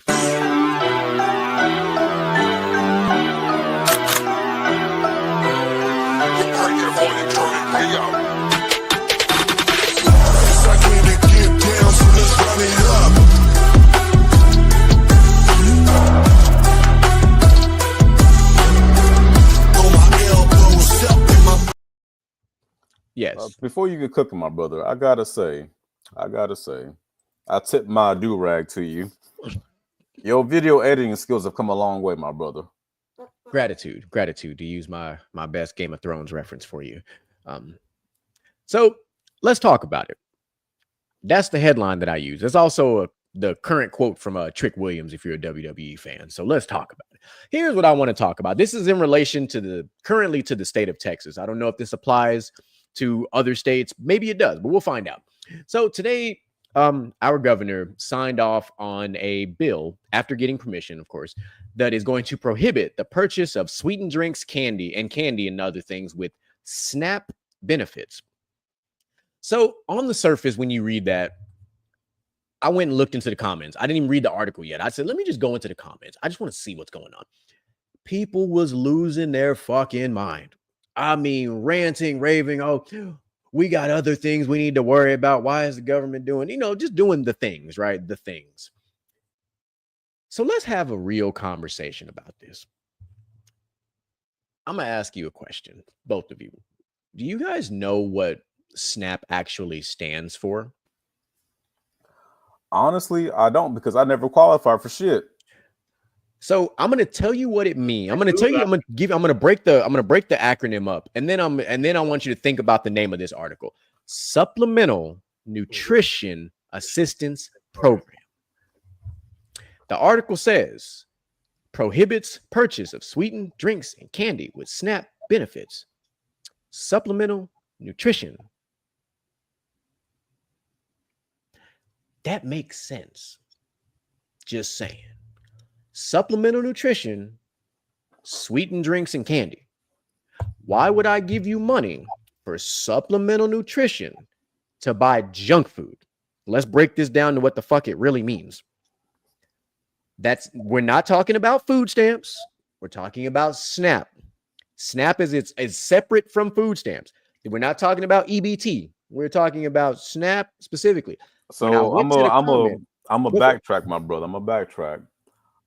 I feel like just how I didn't really know what SNAP stood for, I feel like there's a lot of motherfuckers out there who thought SNAP was food stamps. Like they thought that was EBT, and they're like, thinking they can't get their bullshit, they Kool-Aid and shit with food stamps no more. That's because could be niggas like that. Combine the two. That's why. Yeah. So, like I said, let's talk about it. So starting April 1st, 2026, Texans will no longer be able to use SNAP to buy junk food. Makes sense to me. 100%. So people who get food stamps, EBT, that type of shit, like that's one thing. That's to buy the things you need to buy, like within reason. Obviously, we've seen it go to the extremes where people are buying lobster and steak and all this other shit, which you should not be able to buy any of that shit with food stamps. I stand on that. If you are, as a kid who grew up on these same benefits, I'm going to say it from my own foxhole. If you are someone who is utilizing food stamps, that means you need assistance because you don't make enough income to support your family at the time. That's not saying you're a bad person. Understand what I'm saying. But if that is what you are doing, that does not mean you should be out here buying things above your means with assistance that's not intended for that. If you are a single parent raising multiple children, why is there steak and lobster in your closet? In your freezer. Why? Like, I get it if you decide, because you've somehow budgeted it aside, figured it out, whatever it is the case might be, and you've decided to buy a one-off. But when you're doing it on the regular, and you as a person who has these benefits, if I go to your house and your refrigerator and freezer is more full than a typical middle class individual who works and makes more money than you do, and they're struggling, there's a problem. The issue that we have with these benefits is that they are assistance, not dependence. We have allowed individuals to be dependent on government assistance. And these programs now are like, okay, we got to figure something out. So now people are starting to audit. People are starting to figure out, how can we fix this? All of these things were temporary. They're all supposed to be temporary. Temporary assistance, just like child support. Child support is also temporary. Even if it's 18 years, it's still temporary. It's not supposed to be your primary means of anything. It's support. It's assistance. None of these things that I've said is dependence. You should not be depending on any of these things to live your. Oh, you know what? I'm gonna let you finish. I might piss some people off. I ain't gonna lie Hey, to listen, you. we're gonna piss them off then. I am saying what I'm saying because if I was doing things like this, auditing this type of stuff, like if you got food stamps would have an expiration date on it. I would be like, all right, bet I'm gonna give you this tier for X amount of time, whatever it is, because you really need it based on your current income. Like if you're unemployed completely and you're a single parent, within reason, I'm going to give you some leeway, but at the same time, I'm expecting you to figure it out as well. How you're going to get a job, how you're going to support your family, even if you are a single parent. Because as a person who grew up watching his mother work 3 jobs, I know it can be done because she had 3 kids. I know it can be done. I've seen it. So I don't want to hear that shit about excuses, none of that shit. I don't want to hear it. I really don't. As a person who witnessed this shit with his own 2 eyes, I know what it looks like. So I know it can be done if you put the effort in. People who allow themselves to stay in these environments and be dependent on everything but themselves, you're allowing yourself to be a hindrance. You are the problem. You are the reason that this article came out today because you've been abusing it. You're like, you know what? I need to make some extra money. I just got my food stamps. Let me sell some of this shit to other people. Like, when you are now selling government assistance to other people, you're kind of stealing from the government, and for lack of a better term. And the government always figures this shit out in one weird way of some sort. And then they start cutting shit. And then you get mad. I'm like, well, you knew at some point you were going to either lose it or reduce it. One of the two. One of these things were going to happen. So you should have been preparing yourself and your family ahead of time. Like, we have to, as a society, stop doing this. Like, we've all had our own struggles. We've all seen different things. We're all come from different backgrounds. We've all lived in different environments. I have lived my life as a Medicaid kid, as a kid that lived on housing, as a kid that had food stamps. I've seen all that shit. I remember going to the eye doctor and picking out glasses from the Medicaid section. Like, I remember this shit vividly. My kids don't. I'm 35 years old. My kids don't know what that shit is. My kids wearing whatever fuck glasses they want. Like, I don't believe in giving people a crutch or an excuse as to why they can't figure life out. But what they do like to do is blame others for why they are where they are. Like, oh no, you could have went out there and figured it out yourself. Like, even if you and Outlaw and I have a sister who had a child in high school and then went to college. Financial aid paid for childcare. She dropped her kid off at daycare and went to college. My sister found a way. So there's always a way. But the question is, will you get the fuck out there? Will you get off the fucking porch and go figure it out and take care of your family, take care of your kids, whatever it is? Like, will you do what needs to be done, or are you just going to wait for somebody else to come do it for you? Well, my brother, since you putting the baton out there, I'm gonna go ahead and take it, and I'm gonna hand it off to Brother Moo, because I see him stirring and cooking down there. I'm gonna say this: I feel like people who depend on these things are waiting for the world to change rather than changing for the world. If you are in this position where you are depending on these programs, assistance, child support, what have you, It is not to knock you as a person. Shit happens. We all need a leg up every now and then. But god damn it, when are you gonna stop needing one? When are you gonna like start getting your shit together so that you don't have to fucking keep filling out for fucking programs year over year? Like it's not a way to fucking live. Like me personally, my mom, for whatever fucking reason, we couldn't qualify for a goddamn thing. She made too much money, but not enough money for us to be like, like super duper comfortable. It was like that weird, like you ain't fucking poor, but you ain't fucking rich. We were like just dead ass middle class. Oh, you mean you and I now being those middle classers who have Yeah, to, like we don't qualify for shit because we got to pay for everything. And we I barely make enough man, money at the end of the day to do all these things. Yeah.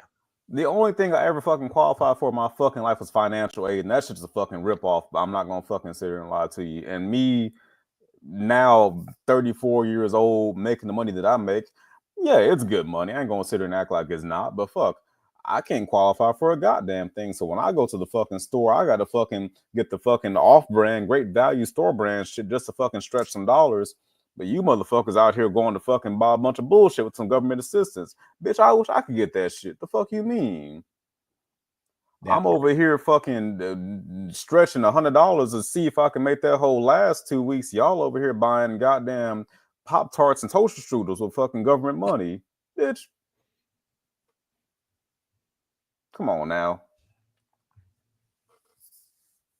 brother. Moo, go ahead. You sparking up. I know you're ready for us. Oh man, oh man. So look, I know a lot of people were up in arms about this, but this was coming down the pipeline, regardless whether y'all wanted it or not. And I'm really glad that Ethan pointed out the milk, eggs, veggies, fruits, and bread, because that is the pure, like that's the nutrition group. If we're Yeah, talking about let me nutrition, put that back up there so everybody know what he's talking about. if we're talking about like a well balanced meal, right, a well balanced diet, right, those are the groups that we need to be focused on. So, but there's already a program for that, right, which a lot of mothers utilize. WIC, right? Mm-hmm. You get the milk, you get the eggs, you get the grain, all et cetera, right? And you get the Now, formula if you have yeah, a tiny baby. and you get the formula, right? Now, when it comes to the SNAP, to the EBT and all the stuff like that, just like GQ said, it's the key word there is not only nutrition, but it's assistance. Like it's help.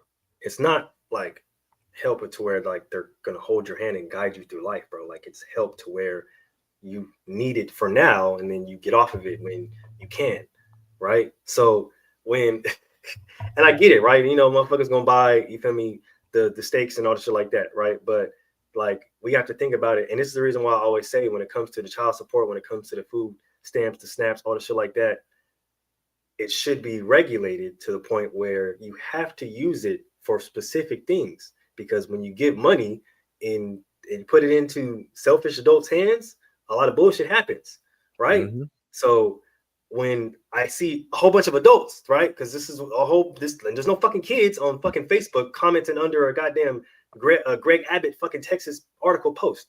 They're adults.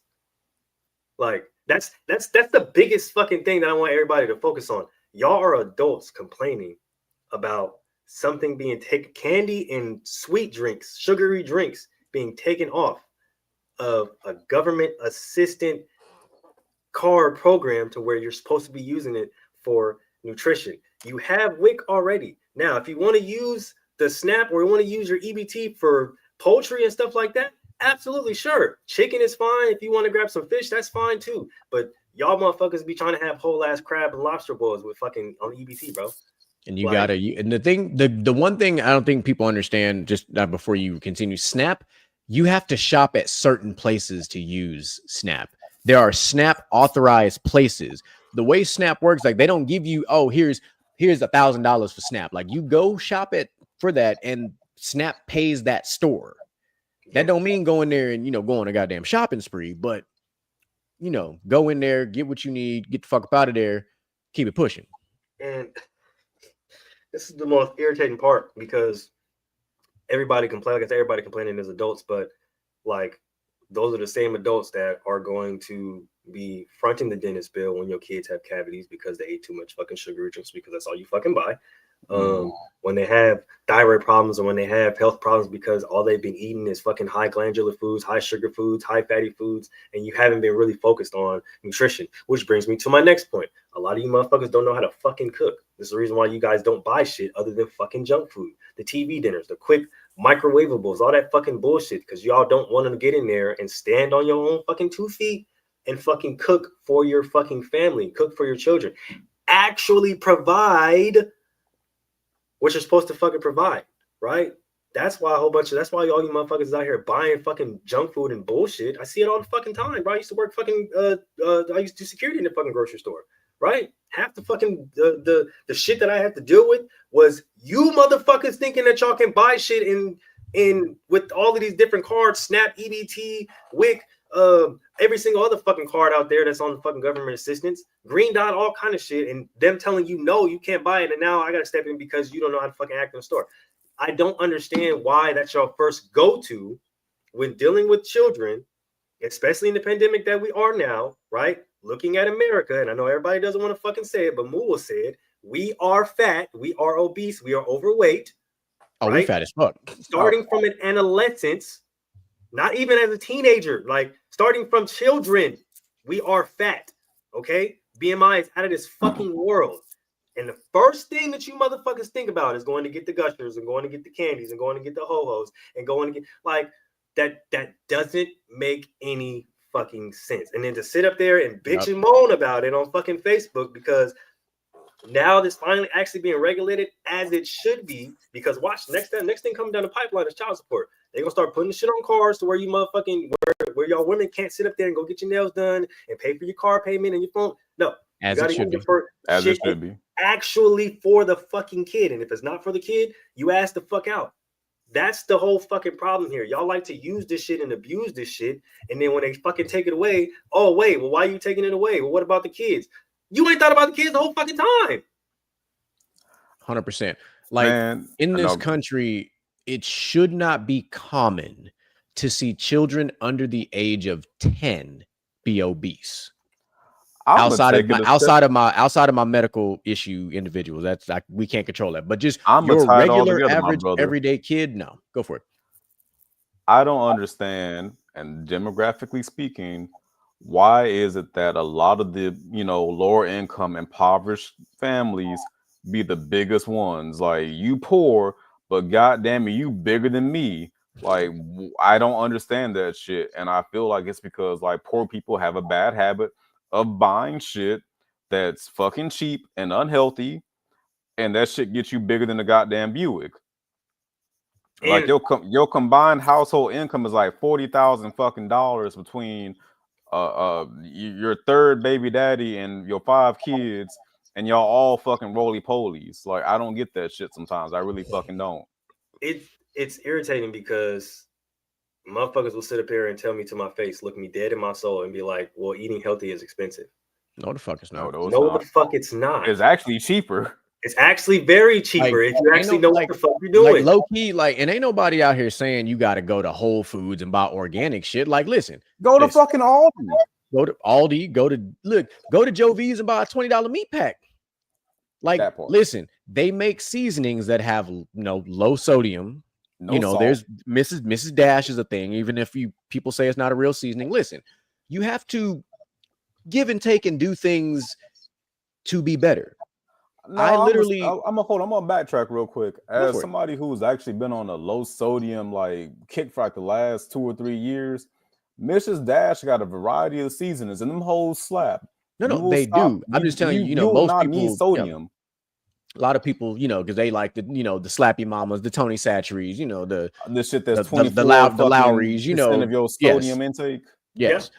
Like, even if and I actually showed this to Outlaw, like, I actually have meal prep seasonings at my house, like that. They do cost a little bit, but for the long-term benefit, having those with the basically next to no sodium and still got quality flavor, still can get spicy stuff without all the extra additives. I still, now mind you, hold on now, I like my Tony Satcheries and Slappy Mama like the next person. I don't have this obese issue in moderation, because I do like The variety is the spice of life, and I like spice. So there's ways to do this. Like, if you literally just do the thing, aka get on YouTube, go on Google. If you own an Instant Pot, you can do a lot of shit. Even if you have, to use Outlaw's prime example, if you have in the situation of a single parent with multiple children,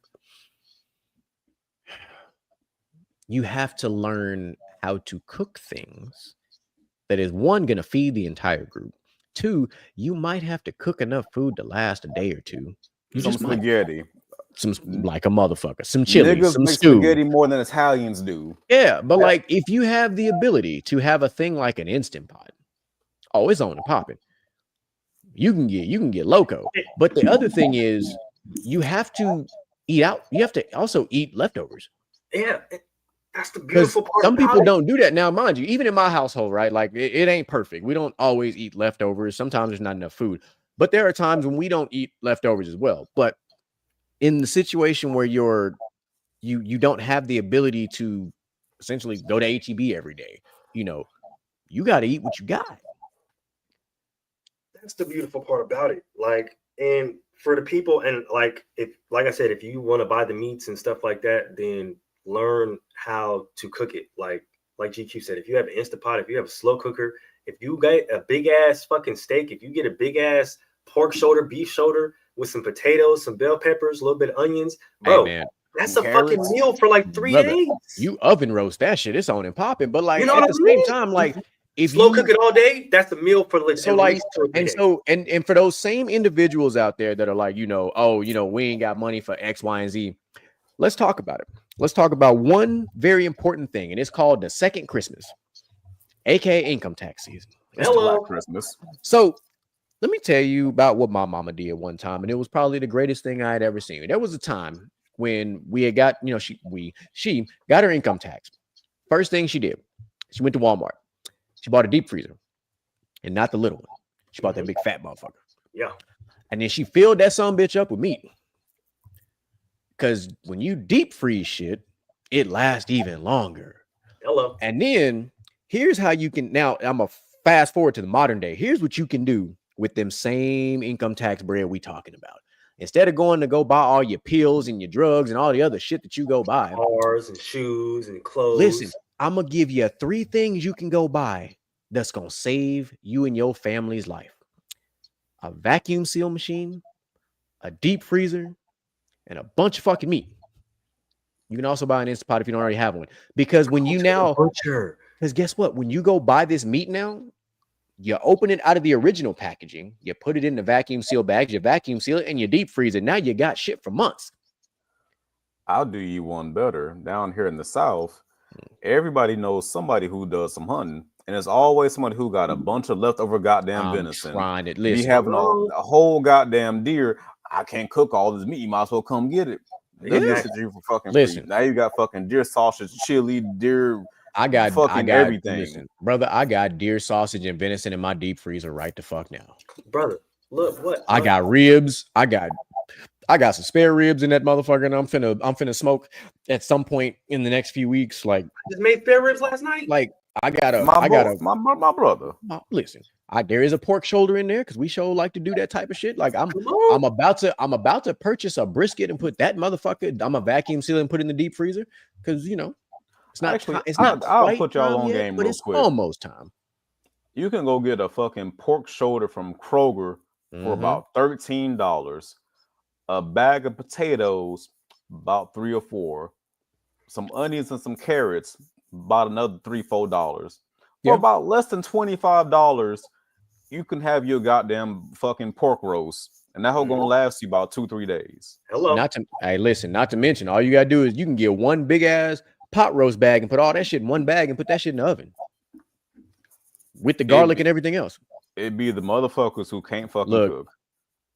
Hello. See, 40 to 60 pounds of meat that last you a year. Literally. Get you a friend that hunt. Get you a friend that think about it. Or the average. I want to say the average serving I hit the size. butcher, I get about at least 40 or at least 40-50 pounds of meat. I'm solid. Brother Moo is right, but you gotta think about it. Like how much per meat costs really $20, is. And then, just, and if you're a service member of police, you can get your hunting and fishing licenses for the free if you go to academy. Very true. True. So But I'm gonna do y'all one better. The average recipe, if it includes a protein, calls for about a pound of meat generally. yeah, If you got 60 pounds of fucking meat in your deep freezer, that is enough meat for 60 fucking meals. like Yeah. just think about it, right? When we go to the store to buy for like a meal for the night, we normally buy like 1 pound of ground beef. However, if you have a deep freezer and a vacuum sealer, now you can go buy a 5-pound log, cut that bitch into sections, vacuum seal it. Now you have meat for days, pause. Hold on now. But you can go Hold do the on. same. You can go buy packs of chicken thighs. You can go buy packs of chicken wings. You can go buy. I got some leg quarters in the refrigerator that I'm actually about to smoke for tomorrow. Like I like Cajun seasoned up, ready to go. Like, and I bought them bitches in the packs at HEB. You get like I think it's like four per like really big chicken pack, which is Those are good at HEB, but I'll do you yeah. one And better. them At and them leg Kroger, quarters, and there's some the good size on boneless, them leg skinless quarters. chicken thighs be cheap than a motherfucker. And They do, if but I y'all think, don't know, but I think chicken HEB thighs got are better quality delicious. ones though. I think HEB got better quality chicken thighs though. They do. But I'm talking But about for the Kroger do people be having who the deals though. I ain't gonna hold you. Kroger for do the be having people to who deal with are gal like me, I'll go buy me a fucking pack of chicken thighs for $5 and I'll turn that hole into anything. But you do get when you buy that pack because it's about this goddamn big. You get a lot of chicken thighs in there. Like I used to do when I would do that, I could pour that whole pack after I seasoned it up. I could throw it in the Instant Pot and I can come up with some magic. Like easy. And you know what? I can't wait till it get a little cooler outside because chili season gonna be on and popping. You I'm know gonna make what? a cowboy chili with some chicken this year. That sounds delicious. But you I know what? did To it with tie I it did it all with turkey together, last year. I feel like the issue with this whole snap thing really boils down to motherfuckers just can't fucking cook, and that's what they mad about. Trying to tell you. So I think it does boil down to that, and the deeper reasoning is that people have abused it for far too long, and now people are evaluating just like Ethan said. The taxpayers, the tax folks paying for this shit are like, hey, bro, where does money really going? Like these programs, and I felt like that, whether it's child support, all these programs, you need to be evaluated in shorter time frames. And I think it needs to be quarterly. I think you need to be reevaluated, quarterly on these programs. Like, hey, okay, you've been on food stamps for 3 months. Okay, do you have a job? Because I remember being younger, like when you got food stamps and shit, you had to like keep applying for jobs and shit. Like there's all this stuff that you had these requirements. And then people started figuring out ways to kind of bullshit the system. There's got to be a better way to audit, some of that shit. But there's got to be better ways to audit it so that people can't keep bucking the system, for lack of a better term. It should be like EDD. I broke my foot last year. I was on unemployment for shit like 4 or 5 months, and they monitor what you would have made during your time at your job, and they cut it in half, and you get that based off that. But if you get a job and you still trying to abuse the system and trying to have both, you gonna owe them some bread for sure. But like, look at this though. Look at what Ethan just said, because he's 100% right. These same people got cell phones and internet. That shit costs money. Now, if you smart with it, because we've all done it. I had a track phone. I had a Net 10 phone. Like I had those things. You can go to Walmart and get a Straight Talk. Now there are people who are frugal and smart. If you go and got you a Straight Talk, because I think Straight Talk is connected to T-Mobile or AT&T, one of those. It's AT&T. Metro PCS, Boost Mobile. Like if you got a cell phone for the low, that's one thing. But if you out here with all these assistances and you got an iPhone 16, even if you got an iPhone 14 and above, or if you got the where we on S23s now for Samsung? I think so, yeah. So if you got like one of the upper echelon phones and you not relatively comfortable, your priorities is a little jacked up. Not even a little. Because like if you got that, a lot of bit. Because if you got that and your cell phone bill a little higher because you're paying off the phone, but your kids ain't got the things that they need, your priorities is not where they need to be. And you worried about sugary drinks and snack.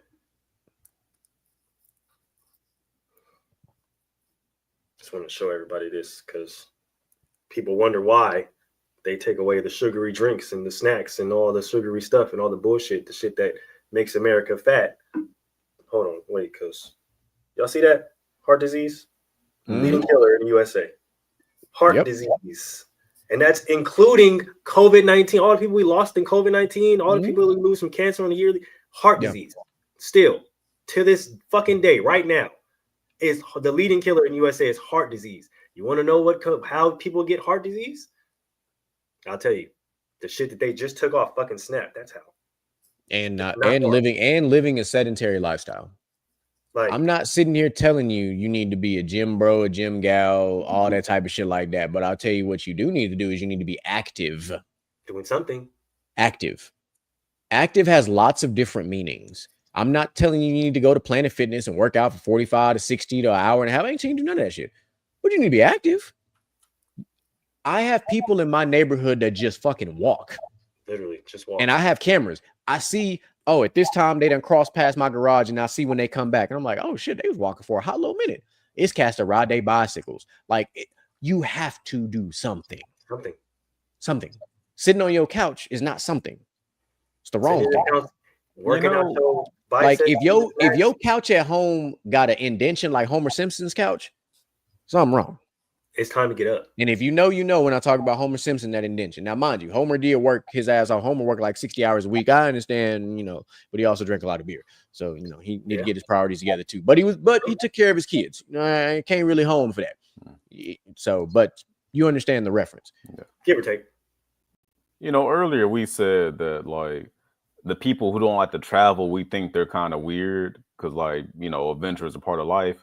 But I feel like activity is a part of life. And I just feel like anybody who will sit there and say, like, I don't like to work out or I don't like to be active, it's just like, appreciate you, EB. I feel like you just don't like to take care of yourself is what you fucking saying. Like, your body, we only get one fucking body. And if you're not out here trying to take care of it, you're going to be in for a bad show in your middle years and your later years.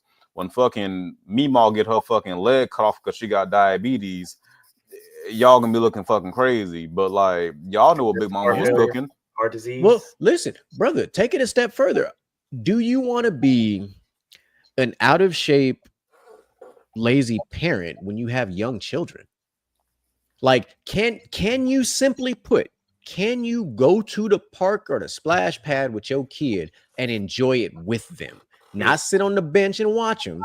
Can you actually get up comfortably and go? Can you get on the slide with your kid? Now, some of them slides, they're too small for us taller folk, but the big slides, right? Like, can you do those things? Can you swing with your child? Can you help your kid get across the monkey bar because they ain't got the upper body strength? Can you hold up your own child, your own 35 to 40 pound crotch goblin? Can you do that without, sweating to death? Like, these are real things. Like, can you do what we call routine things? Can you do like me and Outlaw do and take our kids to like the baby version of like urban air and shit and get out there and get on the trampolines and do all this? Can you do those things? Because what happens if you sitting down and you watch them and they get stuck up there? You gonna get your ass up there and get them out? Or you gonna wait for the staff to come do it? Like, like you have to think about these things. Nobody's saying you're doing something wrong, but like when you're a parent, you should be able to do things with your kids. We had active ass parents. Like, my mom used to go hoop with me. Like, my mom used to hoop with me. She used to throw a football with me. My mom used to race. Like, my mom was a dog. Like, my mom was an absolute dog of an athlete. Like, my mom used to break me off on the basketball court. She used to beat me in sprints. Like, I remember these things. Like, my mom used to do this shit. So it's like, I know I've seen, to use a military term, I've seen what right looks like. And we've seen it growing up. Like, when you get that active father that's out there, like coaching the little league football team because he wants to be involved. Like, the dance moms, not the Karen dance mom, the active dance mom. I'm speaking different. Yeah. Cause I knew where Outlaw was going. Like that dance mom that's there helping because she can, because she was active and a dancer, not the one that's like, oh, y'all not doing this right. The chair mom, let's call them the chair moms, don't be those individuals, like you have to take care of yourself because at some point your kids are going to want to do certain things with you. Like, to go off of what Moose said about heart disease and heart attacks and all that stuff like that. What if your 7-year-old child goes to the amusement park and wants you to ride like a roller coaster? Can you get on that motherfucker without passing out? Not from like a fear of heights, not like anything like that, but like, can your heart handle a fucking drop? Actually, I'm gonna do you one better. Can you actually fit on the ride? Because those rides have limitations. Can you walk through the amusement park? Let's start there. That's fire. Yeah. So I'm gonna read that because look, Cooper Flagg's mom played one-on-one with him until he was in high school. Lead by example. Just saying. Hey, listen, to go with an NFL reference, Amon-Ra St. Brown's dad trained him and his brother. His dad is like a well-known lifter and all this other shit. Like, if you as a parent can show your children what right looks like, which is the other problem, to go off of what Moo said, there are a lot of parents who never led by example, or they led by a bad example. And if you're already out of shape and lazy and all this other stuff, what do your kids think? Oh, it's okay. If my mom can do it, I can do it. Or if my dad can do it, I can do it. You know, like that's a thing. Like, I'm not sitting here saying that everybody in the world needs to look perfect, because there's no such thing. However, you should be able to do normal things. I mean, like go to the park. Backtrack a little bit, my brother. I feel like if you look at it, them households with the big kids be having big parents. Mm-hmm. Oh, for sure. Oh, 100%. You don't really ever really see like skinny parents with a fat fucking kid. Like it just for sure. It's not very common like that. It's not. But we understand what you're saying. Yeah. I'll say two things. Number one, health is wealth, right? The older you get, the more your body is important, right? So it's like your health leads to your longevity. But as far as what GQ is saying, right? Staying in shape, being able to move, right? We're not saying you got to be Olympic bodybuilders and be world-class athletes, right? I'm 32. I still play semi-pro football to this day, right? Not everybody can do that, right? But what we are saying is be able to, you know what I'm saying, maneuver a little bit. The reason why I stay in shape is not because I play football nowadays. No, it's because it's just in case something happened. I got to spring into action. I got to be Batman real quick. You know what I mean? Like, if I'm out in public and I hear my baby scream or whatever the fucking case may be, right? Somebody walk over my child, I'm there in an instant, bro. I'm not trying to be dragging ass. Nah, bro. I'm here. 0.5, not even 0.5, 0.2. You feel me? Because I've been working on my get off. Yeah, so like if I snap into action, and pull a hamstring, something's wrong. It's a bad day. Nah, I gotta stay in shape for that. Like, that's for me, and similar to what even Moo said, like, for me, my daughter, she says my daddy is my superhero. She is exactly why I get up in the morning and go to the fucking gym, because the expectation has been set that my daughter says I am her superhero, which means I must train like a superhero at all fucking times, because that is the expectation that a 4-year-old has said to me. And, you know, like I said, I mean, I'm 35. I'll be 36 next week. I've been playing in a basketball league. Like, I've been getting back active. I bought a bike. I joined a cycling club. Like, I am doing things because I'm not getting younger. I'm not going to say I'm old. Fuck y'all if y'all say that. I'm not fucking old. I'm a better athlete than some of you young motherfuckers, because y'all don't get out and do shit right now. But that's not the point. We do these things now for our kids. Like, if I didn't have kids, oh shit, I'd be in a different type of shape. And I'm not saying I'll be fat. I'll be in even more of a elite type of shape, because I ain't got nothing else to worry about. But when you have kids, you know, you got to work, you got to do all the things. So I have to do things. Of course, why I bought a Peloton too. That helps. You know, you gotta do what you got to do. Like, I have a quiet house. I don't know if you've noticed tonight. My daughter has been nowhere in sight, right? Because they're all at the beach. I'm half tempted to pull a Moo tonight after the pod and go to the gym. Like, that's where my mind is at. Like, it's almost 11 o'clock here. Might go to the gym tonight. You know, my gym is down the street from the house, so I don't have to go far. So it's like, mine closes at midnight, but no, my gym 24 hours. Not to backtrack, but necessarily to backtrack. I know GQ said it's not about being a better athlete than some of you. Fuck, it is. It is, okay? It absolutely is. Fuck that, okay? Because that's not. You right. I was trying to be nice. Fuck it. You I right. don't only stay in shape to spring into action like Batman, okay? I stay in shape just in case one of you young niggas talk shit. I bust your ass, dog. I'm gonna take it a step further. I've been working out lately, and it's because my daughter started school. And just in case somebody be like, "Hey, my dad can whoop your dad's ass," No, hold you up can't. now. Let's find out for real. No, Let's you go can't. find out. No, you cannot. I'm dropping your dad off a hoop right now. Go get him. Go tell him go get his hoop shoes. I'm dropping him off a hoop right now. They made a song, all right, and it was "Try Jesus, Don't Try Me." Look, because I throw hands. I stay ready just in case somebody want to get down. I'm telling you, I'm listen, gonna bust your ass on the court. If your dad is built like a grizzly bear, hey, I'm gonna bust his kneecap. You feel me? If you can't walk, we can put the pads on. We going heads. Whatever you're trying to do, dog. I'm always ready. Listen, for all the dads out there, you just got to make sure you can protect your kids. That's the bottom line. That's all. Protect your kids, protect your household. That is all. You ain't got to be built like fucking He-Man, but at least be able to defend yourself and your kids. But I mean, if you are built like He-Man, I hope you can shoot. I hope you can shoot. You got to do something. Shoot, swing a baseball bat, something. So, Outlaw, drop us with your closing thoughts. Closing thoughts. Great show, y'all. Great show. I'm fucking exhausted, but I'm always reinvigorated when I'm with y'all on the pod. I will say this. I've been spending my whole summer traveling, and I gotta say, it's given me a new perspective on life. So I implore anybody and everybody, get outside your four walls, get outside your house, get off your fucking porch, go out there and see life. If you can't afford to, hop on a plane, we're not shaming you, but goddamn it, go somewhere within your means and your budget. Just go see life, go experience something. Exactly. What you got, Moo? Two things. Number one, Scarface disrespect will never be tolerated. So don't ever do that again. I don't care who you are. Okay? Don't ever in your life. Ever. Okay? Number two, health is wealth. So always make sure you take care of yourself. Okay? There shouldn't be a whole bunch of adults bitching and moaning about somebody taking away specific things in SNAP or in food stamps, bro. Like, y'all should be focused more on nutritional shit anyway. And last but not least, we're going to see y'all tomorrow and on Friday because football is back. Let's go.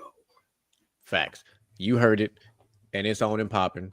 I'm just going to go ahead and I'm going to put it out there now because I know they're going to talk about it on Friday. Shador going to ball the fuck out in his preseason start against the Carolina Panthers, and he going to find his way to be the goddamn starting quarterback. So fuck all the haters and the NFL for letting that man fall to the 5th round. I said what the fuck I said. Now, back to our regularly scheduled program. Outstanding show tonight, fellas. I appreciate y'all pulling up. DJ Micah B, Mr. Gent. Hope y'all are continuing to do great things for the Lord's work tonight. We appreciate y'all. We know y'all couldn't be here tonight, but Mike, I know you was tuned in because you clicked in on your live, so I know your Facebook was on and popping tonight. Keep up with the shows, man. We only getting better from here. There's nowhere to go but up. Shout out to the chat. Moop, I'm glad you was here again, man. Mel, appreciate you coming through. EB, appreciate you for coming through as well. As per usual, take care of yourself, man. Like, that's the thing. Like, it shouldn't be a situation like we're in now that because, now you can't do something, you're upset about it. Like, you must be better than the environment you are in. You are not stuck in a particular place. You are only stuck if you allow yourself to be stuck. But if you have the mindset to discover and know that there is no such thing as an obstacle, you can move past it. 100%. Everybody in this entire world is better than their environment unless you were born with a silver spoon in your mouth. Talking about us middle class and below folk. Even if you started low, you can find your way up. Because guess what? When you're already at the bottom, there's nowhere else to go but fuck it up. You can't go lower when you're already at the bottom. Just saying. I'm going to add to that, my brother. I'm going to say this. Broke is a mindset. You might be poor, but you ain't got to be broke. That part. And it's okay to be poor. Because when you make money, you appreciate what it was so that you know how not to be back there again. Oh, absolutely. Like, I wouldn't trade how I grew up for anything. Because I could not be the father I am today without the way I grew up. I couldn't. If I didn't observe and watch what my mother did, I couldn't do what I'm doing now. If I didn't watch Outlaw for a couple years before I became a dad, I couldn't do what I've done. Like, I've seen enough where I'm like, nah, I don't regret anything. I'm glad that I became a dad in my 30s, because in my 20s, I'd have fucked it up. And I understand that. I'm just being real. And I can be honest with myself. I would have irresponsibly fucked it up. We talked about this a couple episodes ago. Like, if I would have been a dad in my early 20s, boy, oh, fuck. Yeah. And on the traveling tip, man, listen, it ain't better hard than me. to I started at 22. Hey, but you're killing the right. game, though. You 100% right. You better than me, because I couldn't have done it. But you're doing it well, though, my brother. Yeah, you don't figure some shit out, because not me. I was too selfish. It's too selfish. I can't even hold you. Selfish and too irresponsible. I ain't gonna lie to you. Yeah, I was a bad combination of that. Selfish and irresponsible. No sirree, Bob. Like, and I just mentally wasn't mature enough. Like, I wasn't mentally developed enough. Like, No, I we would weren't. obviously, we wouldn't have had a choice in the moment. Like, I wouldn't have abandoned my child. I'll tell you that right now. 100% would not have been a deadbeat dad. Miss me with that. I'd have figured some shit out eventually. But, like, you know, kudos to all those fathers who became fathers early in life and didn't get to experience life, like life without, so adulthood without. Let me rephrase that. Like, if you had a kid your senior year of high school and you've been a dad ever since, like, more power to you, because unfortunately you had to grow up like this. You didn't really have time to figure it out. You had to go to work. There was no, I'm going to college to play sports. Like, your ass had to go to work because you had to take care of a family. So more power to y'all. Just couldn't be me. Yeah, I was trying to do devious and diabolical things, so it wasn't gonna work out. I wasn't trying. I was. And I know a guy, and trust me when I tell you, I tell him every single day, dog, you are a true hero, because what you did and what you continue to do every day, man, inspiration. I'm trying to tell you. Listen, and as per usual, ladies and gentlemen, we love y'all. We appreciate y'all. We are out. Motivation in you and inspire the world to do what you can. If you love it, then fuck it, get through it. Yeah.